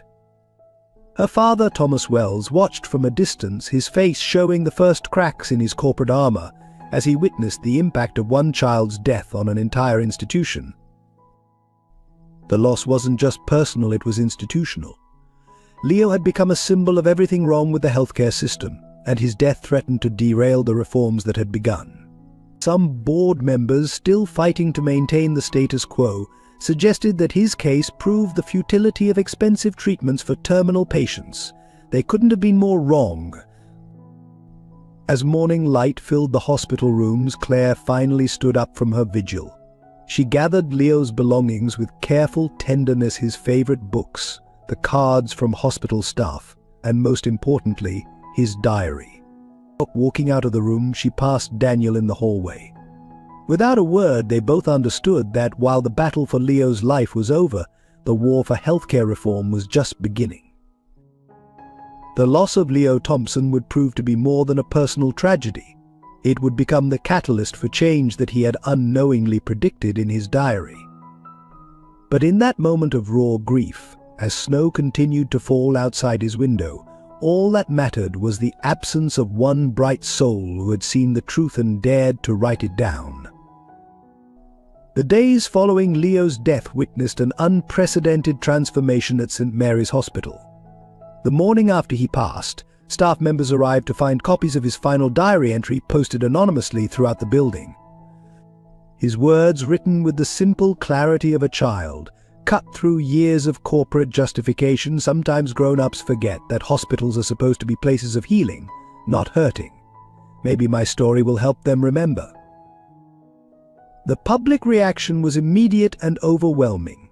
Local news stations ran continuous coverage of Leo's story, interweaving it with testimonies from other families who had faced similar barriers to care. Social media exploded with the hashtag #RememberLeo as people shared their own experiences of denied medical treatment. The hospital's phone lines were flooded with calls from across the country, many from medical professionals offering to help implement reforms. Thomas Wells and the remaining board members attempted damage control, issuing a carefully worded statement about reviewing internal policies and commitment to patient care. Their words rang hollow against the background of Leo's documented experiences. When they tried to hold a press conference, they found the hospital staff had organized a silent protest, standing in the lobby wearing blue ribbons and holding pages from Leo's diary. Claire withdrew into deep mourning, but her grief became a powerful symbol. She continued her cleaning shifts, now wearing both her nurse's badge and her custodian's uniform, a visible reminder of her journey through the hospital's hierarchy. Staff members and patients alike would find her in Leo's former room during breaks, reading his diary entries aloud to anyone who would listen. Daniel Richardson faced his own form of purgatory. He spent hours in his office, reviewing every decision he'd made as CEO, every policy he'd implemented, every life he'd potentially affected. The weight of responsibility crushed him anew each time he passed the pediatric oncology ward. Yet he refused to resign, understanding that running away would dishonor both Leo's memory and Sarah's legacy. The hospital board's collapse came not with a bang, but with a series of quiet surrenders. First, Rebecca Wells published a detailed account of how her father had manipulated the charitable care system. Then Dr. Morrison's full confession went public, revealing decades of systematic discrimination in patient care. Finally, an independent audit confirmed every observation in Leo's diary, from denied treatments to misappropriated funds. Medical staff began implementing changes without waiting for official approval. Dr. Matthews established new protocols for pediatric care that prioritized medical necessity over financial status. Nurses created a patient advocacy program, ensuring every family had support in navigating the healthcare system. Even the administrative staff joined in, streamlining processes to remove unnecessary barriers to treatment. The media attention brought unexpected allies. Other hospitals reached out, sharing similar stories and seeking guidance on reform. Medical schools requested copies of Leo's diary for their ethics courses. Healthcare advocacy groups used his story to push for legislative changes. What had begun as one child's observations was becoming a movement for systematic change. Claire found an unlikely source of comfort in her grief. Families whose children had been denied care began seeking her out, sharing their stories and asking for guidance. She started organizing them into a support network, using Leo's diary as a blueprint for documenting and challenging healthcare inequities. Her nephew's death had given her a new purpose, ensuring no other family would face the same battle alone. Daniel's transformation was more subtle but equally profound. He stopped wearing suits, returning to his doctor's white coat. He began doing regular rounds, meeting with patients and their families, listening to their stories. In board meetings now held with complete transparency, he would often reference Leo's diary entries as a reminder of their true mission. The aftermath of Leo's death revealed the power of truth told simply. His diary, with its unvarnished observations and childlike wisdom, accomplished what years of investigations and complaints had failed to do. It made people care. Each entry became a testament to both what was wrong with the healthcare system and what it could become. As winter deepened around St. Mary's, the changes Leo had dreamed of began taking root. The The hospital's mission statement was rewritten, incorporating words from his diary to heal with compassion, serve with dignity, and ensure that every life matters equally. His room in the pediatric ward was transformed into a patient advocacy center, its walls covered with his drawings and writings. In the end, the aftermath of Leo Thompson's death proved to be just the beginning of a larger story. His loss became a catalyst for change, his words a guide for reform, and his spirit a reminder of what healthcare should be. The system that had failed him was being dismantled, piece by piece, replaced by something closer to what he had imagined in his final diary entries. Leo Thompson's legacy began to take shape 3 weeks after his death, when Claire discovered a hidden section in his diary. Between its worn pages lay a carefully folded letter, addressed simply to those who need hope. The letter contained not accusations or anger, but a child's blueprint for what a hospital could be: detailed drawings of gardens where patients could heal, notes about doctors who took time to listen, and plans for ensuring no family would be turned away. The discovery coincided with a crucial state healthcare board meeting where St. Mary's future hung in the balance. Daniel Richardson stood before the committee, Leo's letter in hand, and read the young boy's vision aloud. The room fell silent as Leo's words painted a picture of healthcare transformed. Hospitals shouldn't be places where money decides who lives or dies. They should be places where everyone gets a chance to heal. Claire turned Leo's room into the first patient advocacy center, its walls adorned with his drawings and observations. The center became a sanctuary where families could find support navigating the healthcare system. Staff members volunteered their time, inspired by Leo's simple wisdom. Sometimes people just need someone to hold their hand and tell them they're not alone. The media dubbed it the Leo Effect, a grassroots movement spreading across healthcare institutions nationwide. His diary, published with Claire's permission, became required reading in medical schools. Students wrote essays analyzing his observations, while hospital administrators used his experiences to identify systemic failures in their own institutions. Other hospitals began establishing their own advocacy centers, each incorporating elements from Leo's vision. Gardens appeared in oncology wards, painted murals brightened pediatric units, and most importantly, new policies emerged prioritizing patient care over profit. His legacy was becoming a revolution in healthcare consciousness. Daniel honored Leo's memory by creating a transparent charitable care system. The Leo Thompson Memorial Fund ensured that no child would be denied treatment due to financial constraints. The fund's oversight committee included medical staff, former patients, and community members, a direct response to Leo's observation that helping people shouldn't be a secret club. The most profound aspect of Leo's legacy was the change in hospital culture. Staff members began keeping their own Leo diaries, documenting both problems and solutions they encountered. These records created a powerful tool for continuous improvement, fulfilling Leo's belief that if you write down what's wrong, someone brave will fix it. Claire found purpose in her grief by becoming the hospital's first patient rights advocate. Her dual experience as a nurse and janitor gave her unique insight into the healthcare system's complexities. She often quoted Leo's final diary entry during her advocacy work. Sometimes the biggest changes start with the smallest voices. Rebecca Wells established a scholarship program for medical students committed to ethical healthcare practices. Recipients were required to read Leo's diary and write about how they would implement his vision in their future practice. The program became highly competitive, with students nationwide competing to become Leo Thompson scholars. The physical transformation of St. Mary's reflected Leo's influence. The stark hospital corridors bloomed with artwork created by young patients. The once imposing administrative offices became open, welcoming spaces. Even the hospital's mission statement was rewritten to include a quote from Leo's diary: "Healing happens best when hearts and hands work together." Medical conferences began featuring sessions on the Leo Thompson approach to healthcare reform. His simple observations about inequality in treatment became a framework for identifying and addressing systemic problems. Healthcare professionals found that viewing their institutions through a child's eyes revealed problems they had learned to overlook.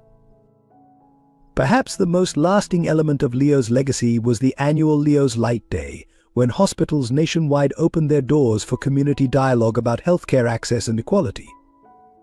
These events, marked by blue ribbons and candlelight vigils, kept his vision alive while pushing for continued reform. Claire and Daniel collaborated to establish the Leo Thompson Healthcare Justice Institute, dedicated to researching and addressing disparities in medical care. The institute's logo featured a simple drawing from Leo's diary, a hospital with open doors and a heart-shaped window under which he had written, "A place where everyone matters."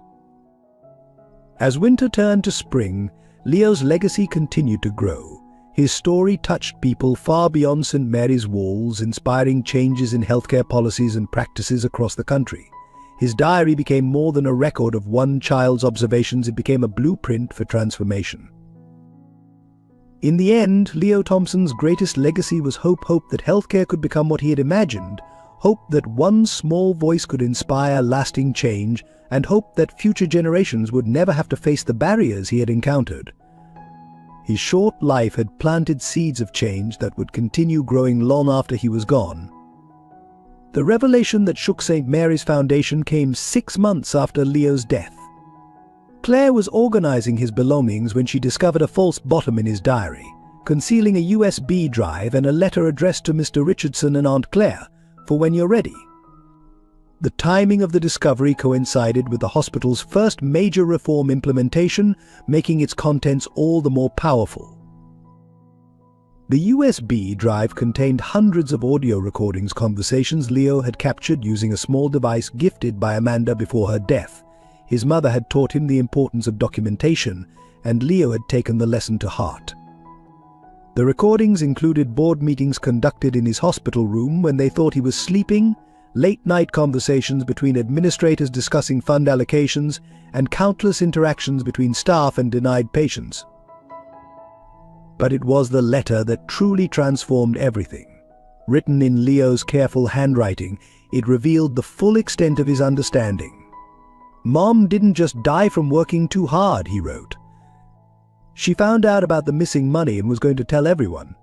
I heard Mr. Wells talking about it when he thought I was asleep. That's why she had to work so many night shifts. They were punishing her." Daniel's hands shook as he listened to a recording of Thomas Wells discussing Amanda Thompson's death. "The night shift reassignment solved our problem," Wells could be heard saying. "No one questions when an overworked nurse makes a mistake." The revelation cast Amanda's fatal heart attack in a sinister new light. Claire's grief transformed into cold fury as she uncovered the truth about her sister's death. The excessive night shifts, the ignored complaints about understaffing, the mysterious disappearance of Amanda's documentation, it had all been orchestrated to silence a potential whistleblower. Leo had quietly collected evidence of it all, understanding more than anyone had realized.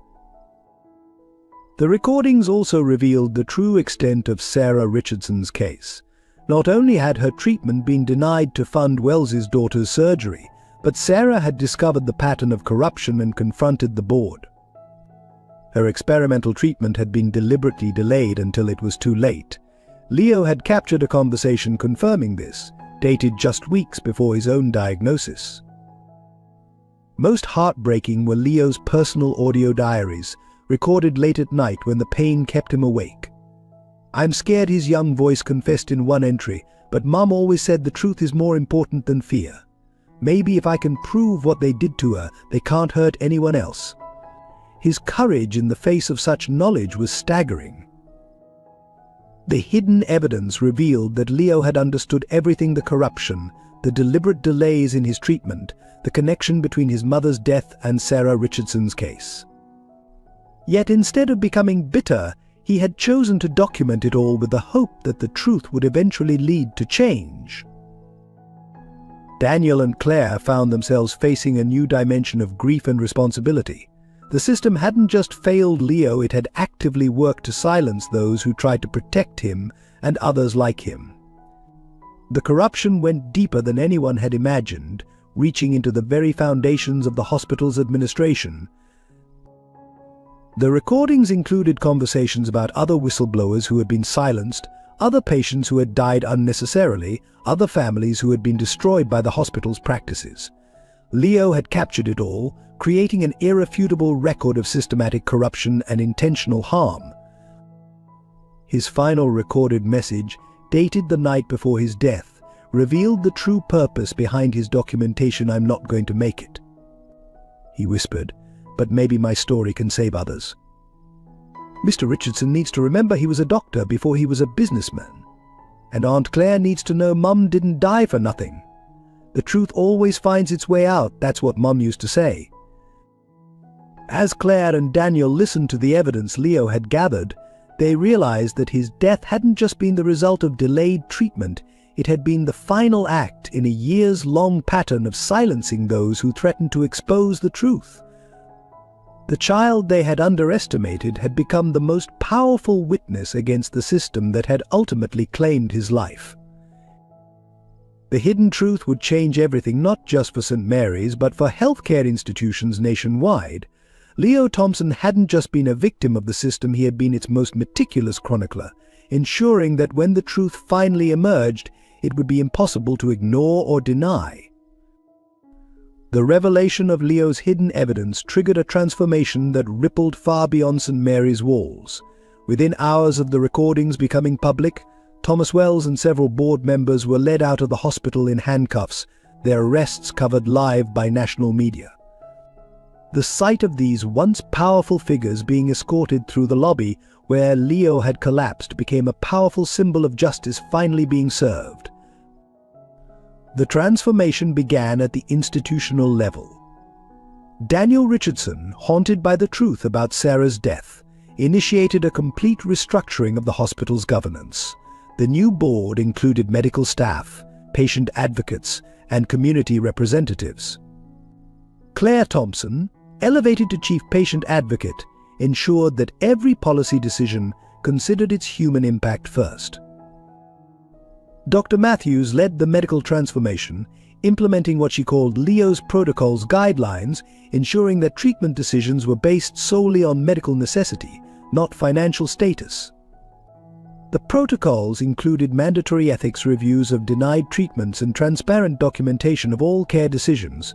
The changes spread to other hospitals as medical professionals recognized the need for systematic reform. The most profound transformation occurred in the hospital's culture. Staff members who had feared retaliation for reporting problems now spoke openly about concerns. The hierarchical barriers between administrators and caregivers dissolved as everyone recognized their shared responsibility to patients. Leo's practice of documenting everything became standard procedure, creating an unprecedented level of accountability. Claire's transformation from grieving aunt to powerful advocate inspired others. She established support networks for healthcare whistleblowers, ensuring that no one would face retaliation for exposing wrongdoing as Amanda had. Her program, Amanda's Legacy, provided legal protection and emotional support for those willing to stand up against corruption. Daniel underwent perhaps the most dramatic personal transformation. He surrendered his executive salary, choosing instead to return to practicing medicine in the pediatric ward. His office, once a symbol of corporate power, became a memorial space filled with children's artwork and stories of lives saved by the new policies. He often said that Leo had taught him more about healing than medical school ever had. The physical transformation of St. Mary's reflected its spiritual renewal. The imposing administrative wing was converted into a patient care center. Gardens sprouted where parking lots had been, fulfilling Leo's vision of healing spaces. The hospital's sterile corridors bloomed with color as patients and staff contributed to ongoing art projects celebrating life and healing. Rebecca Wells, transformed by guilt and determination, became an unexpected ally in healthcare reform. She traveled nationwide, sharing her perspective as someone who had benefited from corrupt practices, helping other institutions identify and address similar issues. Her testimony, combined with Leo's evidence, led to federal investigations of healthcare corruption across the country. The transformation reached beyond hospital walls into medical education. Leo's story became a case study in ethics courses, teaching future healthcare providers about the importance of moral courage. Medical schools revised their curricula to emphasize compassion and advocacy alongside technical skills, creating a new generation of physicians committed to equitable care. Even the local community transformed. People who had once accepted healthcare inequality as inevitable became active advocates for change. Weekly vigils outside St. Mary's evolved into regular community forums where patients, providers, and administrators worked together to improve care access and quality. The most beautiful transformation was in how Leo's legacy was honored. Rather than becoming a symbol of tragedy, his story inspired hope and action. The annual Leo Thompson Healthcare Justice Conference brought together medical professionals, advocates, and policymakers committed to continuing the transformation he had sparked. Claire found healing in witnessing these changes. Though nothing could fill the void left by Leo and Amanda, seeing their sacrifice lead to meaningful reform gave purpose to her grief. She often sat in the hospital garden, reading from Leo's diary to new staff members, ensuring that the lessons of the past shaped the future of care. Daniel, too, found redemption in the transformation. Each time he helped a family navigate the healthcare system, each time he saw a patient receive care that would have been denied under the old system, he felt a small measure of peace. He kept Leo's last recorded message on his phone, playing it whenever he needed reminding of why the transformation mattered. Sometimes the biggest changes start with admitting we were wrong and trying to make it right. As spring brought new life to the hospital gardens, the transformation of St. Mary's continued. The institution that had once prioritized profit over people had become a model of compassionate, equitable care. Leo's hidden truth had done more than expose corruption. It had catalyzed a fundamental reimagining of what healthcare could and should be. 1 year after Leo's death, St. Mary's Hospital hosted the first Leo Thompson Healthcare Justice Summit, drawing medical professionals, advocates, and policymakers from across the country. The event opened with Claire Thompson unveiling the hospital's new mission statement, words taken directly from Leo's diary: "Healthcare is not a privilege for the wealthy, but a right for all. Every life has equal value. Every story deserves to be heard." The summit marked the official launch of several initiatives born from Leo's legacy. The Leo Thompson Memorial Clinic, operating in what was once the hospital's executive wing, provided free care to underserved communities. The Amanda Thompson Whistleblower Protection Program offered support and legal aid to healthcare workers exposing corruption.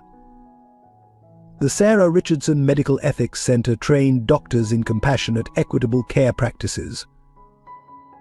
Daniel Richardson, now serving as the clinic's lead physician, established a revolutionary patient advocacy system. Every person seeking care was assigned an advocate to help navigate treatment options, regardless of their ability to pay. The program, inspired by Leo's documentation of his own experience, ensured that no patient would face the system alone. The hospital's transformation became a blueprint for healthcare reform nationwide. Other institutions began adopting Leo's protocols, implementing transparent decision-making processes and ethical care guidelines. The movement grew beyond individual hospitals to influence healthcare policy at the state and federal levels. Claire's role evolved from patient advocate to national spokesperson for healthcare justice. She traveled across the country, sharing Leo's story and helping other hospitals implement similar reforms. Her testimony before Congress, reading excerpts from Leo's diary, led to new legislation protecting patient rights and whistleblowers. The new purpose brought unexpected allies. Rebecca Wells established a foundation supporting families facing medical crises, ensuring that no parent would have to choose between treatment and survival. Former board members who had opposed changes now became advocates for reform, their own transformations adding weight to the movement's momentum. Research programs flourished under the new mission. The hospital partnered with medical schools to study healthcare disparities and develop solutions. Leo's detailed documentation became a case study in how systemic corruption affects patient outcomes, leading to new approaches in medical administration and ethics. Community engagement became central to the hospital's operation. Regular town halls allowed local residents to participate in policy decisions. Patient stories, displayed alongside Leo's diary entries in the hospital's public spaces, reminded everyone of the human impact of healthcare policies. The physical transformation continued as well. The hospital grounds bloomed with healing gardens, art installations, and quiet spaces for reflection. The once stark corridors now featured murals painted by patients and staff, each telling a story of healing and hope. Leo's room became a sanctuary where families could find support and solidarity. Dr. Matthews developed a mentoring program pairing experienced healthcare providers with new medical students. The program emphasized both clinical skills and ethical decision-making, ensuring that future generations of medical professionals would prioritize patient care over profit. The hospital's financial model underwent radical change. Transparent accounting practices showed how funds were allocated, with priority given to patient care and community health programs. The Leo Thompson Foundation, supported by public donations and grants, ensured that no patient would be denied necessary treatment. Most significantly, the new purpose brought healing to those who had been part of the old system. Staff members who had witnessed years of corruption found redemption in helping build something better. Former administrators who had prioritized profit over care now taught others about the importance of ethical healthcare. Claire found her own healing in mentoring young advocates. She often shared Amanda's story alongside Leo's, showing how individual courage could spark systemic change. Her grief transformed into determination as she watched new generations take up the cause of healthcare justice. Daniel's return to practicing medicine reconnected him with his original calling. Each patient he treated reminded him of why he'd become a doctor in the first place. He kept a copy of Leo's diary in his white coat pocket, its pages worn from frequent reading, a constant reminder of the price of losing sight of medicine's true purpose. The new purpose extended beyond medicine to touch on fundamental questions of human dignity and social justice. St. Mary's became known not just as a hospital, but as a center for positive change in healthcare delivery and access. As the first anniversary of the summit approached, Claire found a final entry in Leo's diary that seemed to predict everything that had happened maybe someday. Hospitals won't be places where people are scared about money. They'll just be places where people help other people get better. That's what Mom always wanted. Maybe her dream can still come true. The new purpose had transformed St. Mary's from a symbol of healthcare inequality into a beacon of hope and change. Leo's legacy lived on not just in programs and protocols, but in every life touched by the reform system he had helped create. The final chapter of St. Mary's transformation began with justice. 2 years after Leo's death, in a packed courtroom, Thomas Wells and 6 former board members faced sentencing for criminal healthcare fraud, conspiracy, and in Amanda Thompson's case, negligent homicide. The evidence Leo had secretly gathered formed the backbone of the prosecution's case. The proceedings lasted weeks, with Claire and Daniel testifying about the systematic corruption they had witnessed. Rebecca Wells's testimony against her own father proved particularly devastating, describing how she had benefited from treatments denied to others. Former staff members came forward with their own stories, creating a comprehensive picture of how profit had been prioritized over human life. Leo's voice, preserved in recordings and diary entries, echoed through the courtroom. His simple, honest observations of hospital practices carried more weight than any expert testimony. Today they told another family they couldn't help their daughter, one entry read. "Mr. Wells says it's about resources, but his daughter got special treatment yesterday. I don't understand why some lives matter more than others." The sentencing judge, clearly moved by the evidence, delivered a landmark ruling. Wells and his co-conspirators received substantial prison terms, but more importantly, were ordered to forfeit all assets gained through their corruption. These funds would establish a trust for families who had been denied care, ensuring that some measure of restitution would be made. Daniel's own legal resolution came in the form of a plea agreement. In exchange for his cooperation and testimony, he received a suspended sentence and was allowed to continue practicing medicine. His public acknowledgement of complicity and subsequent efforts to reform the system were considered in his favor. Leo taught me that redemption begins with telling the truth, he told the court. The resolution extended beyond criminal justice. State healthcare authorities implemented new regulations based on the case, requiring transparent decision-making processes and independent oversight of hospital charitable funds. The Leo Thompson Healthcare Transparency Act became model legislation adopted by multiple states. Claire found her own resolution in establishing the Amanda Thompson Memorial Nursing Program, training healthcare workers to recognize and report systemic abuse.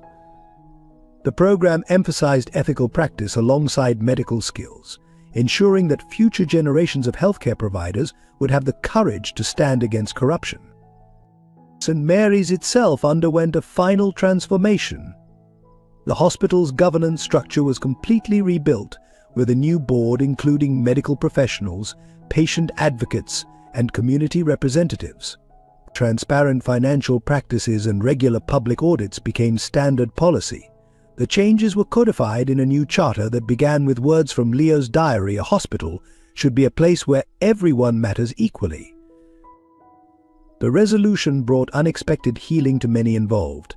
Former board members who had cooperated with prosecutors found purpose in helping other institutions identify and address similar corruption. Staff members who had remained silent out of fear now led workshops on ethical healthcare practices. Even some of Wells's former allies became advocates for reform. Perhaps the most meaningful resolution came in the faces of families receiving care at the transformed St. Mary's. Children who would once have been turned away now received treatment without question. Parents who would have faced bankruptcy found support and assistance. The hospital's corridors, once filled with fear and desperation, now echoed with hope. Dr. Matthews, who had fought so hard to save Leo, found resolution in leading the hospital's new pediatric oncology center. Every child admitted received a copy of Leo's diary, not as a reminder of past failures, but as a promise of change. "We keep his story alive," she would say, "by making sure it never happens again." The resolution wasn't perfect. No justice could fully compensate for lost lives or heal all wounds. But as Claire stood in the hospital garden on the day of the sentencing, reading from Leo's diary to a group of medical students, she felt a sense of completion. The system that had failed her sister and nephew had been dismantled, replaced by something closer to what they had dreamed of. The true healing at St. Mary's began not with policy changes or legal victories, but with the quiet moments of human connection that Leo had written about in his diary. In the newly established Leo Thompson Memorial Garden, patients and staff gathered regularly to share stories, offering support and understanding to those still struggling with the healthcare system. Claire's healing manifested in her work with other families navigating medical crises. She transformed her grief into a powerful tool for change, using her experiences to help others avoid the pitfalls that had claimed Leo and Amanda. Her support groups, initially formed for families affected by healthcare corruption, evolved into communities of hope and mutual support. Daniel found his healing in returning to hands-on patient care. Each child he treated helped mend a piece of his broken faith in medicine. He kept his office door open, making himself available to anyone needing guidance or support. The white coat he now wore bore a small blue ribbon, reminding him daily of the price of losing sight of healthcare's true purpose. The hospital staff experienced collective healing through new practices that honored both patients and caregivers. Regular debriefing sessions allowed them to process difficult cases and share concerns openly. The fear and silence that had characterized the old St. Mary's gave way to transparency and mutual support. Dr. Matthews established healing circles where medical professionals could discuss the emotional toll of their work. These sessions, inspired by Leo's observations about doctors needing to remember their hearts, helped prevent the burnout and moral compromise that had once plagued the hospital. Rebecca Wells found unexpected healing in her advocacy work. Her foundation, supporting families facing medical crises, helped her process her own guilt over benefiting from corrupt practices. She often shared how Leo's story had forced her to confront uncomfortable truths about privilege in healthcare. But the physical spaces of St. Mary's reflected this healing journey. Walls once adorned with corporate awards now displayed patient artwork and stories of recovery. The formerly sterile corridors bloomed with color and life, creating an environment that nurtured both body and spirit. Even former adversaries found paths to healing. Some board members who had initially resisted change became advocates for reform, their own transformations adding depth to the hospital's story of redemption. Their testimonies about the human cost of prioritizing profit over care helped other institutions recognize and address similar issues. The healing extended to the community around St. Mary's. Regular town halls allowed local residents to share their healthcare experiences and participate in shaping hospital policies. The walls between institution and community dissolved as people recognized their shared stake in creating a more equitable healthcare system. Medical students training at St. Mary's learned about healing that went beyond physical symptoms. Leo's diary became required reading, teaching them to see healthcare through the eyes of those most vulnerable.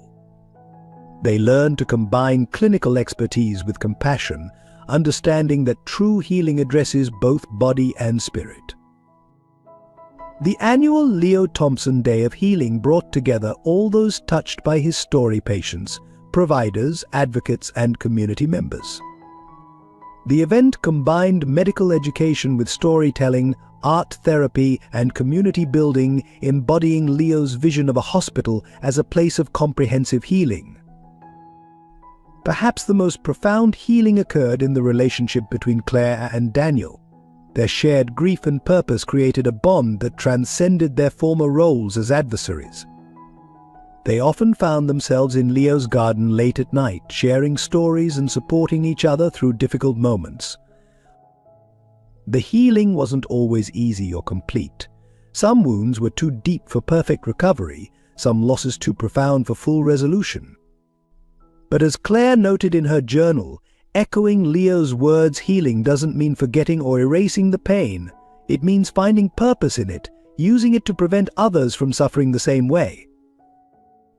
Through it all, Leo's presence continued to guide the healing process.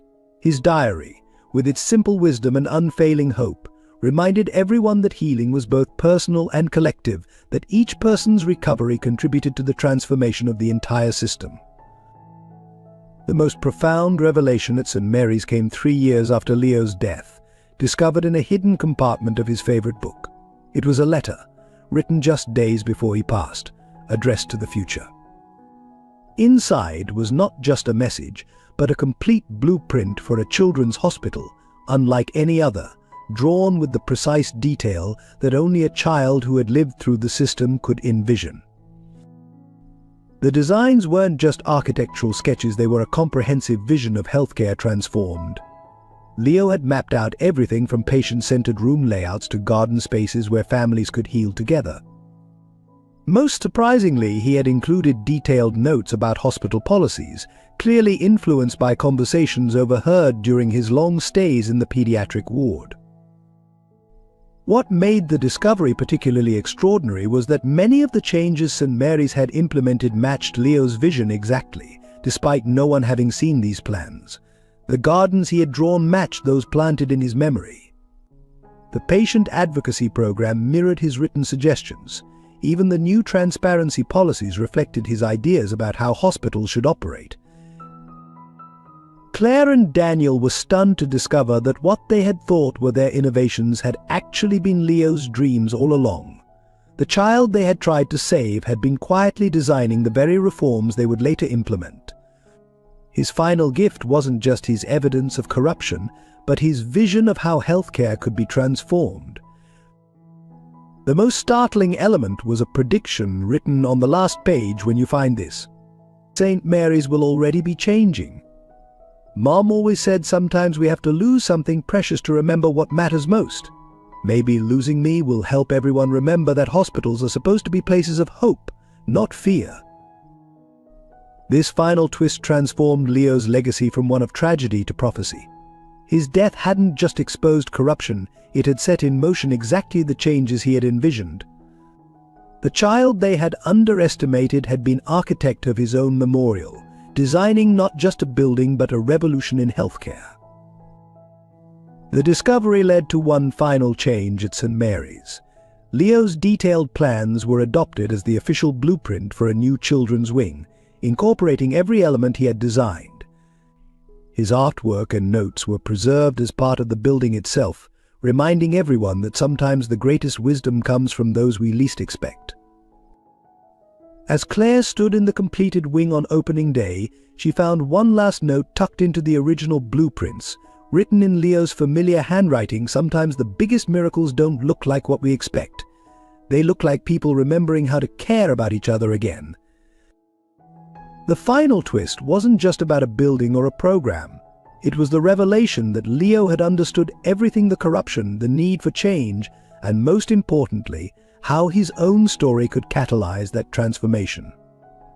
He had orchestrated not just the exposure of wrongs, but the creation of something better.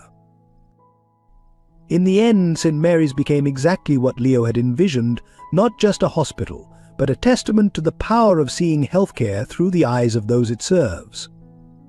His final gift wasn't just his evidence or his plans, but the reminder that sometimes the most profound changes come from the most unexpected sources. And so, in a final twist that no one could have predicted, the child they had failed to save became the architect of their redemption, teaching them that sometimes the greatest wisdom comes wrapped in the simplest packages. And that true healing begins when we learn to listen to those we've forgotten to hear.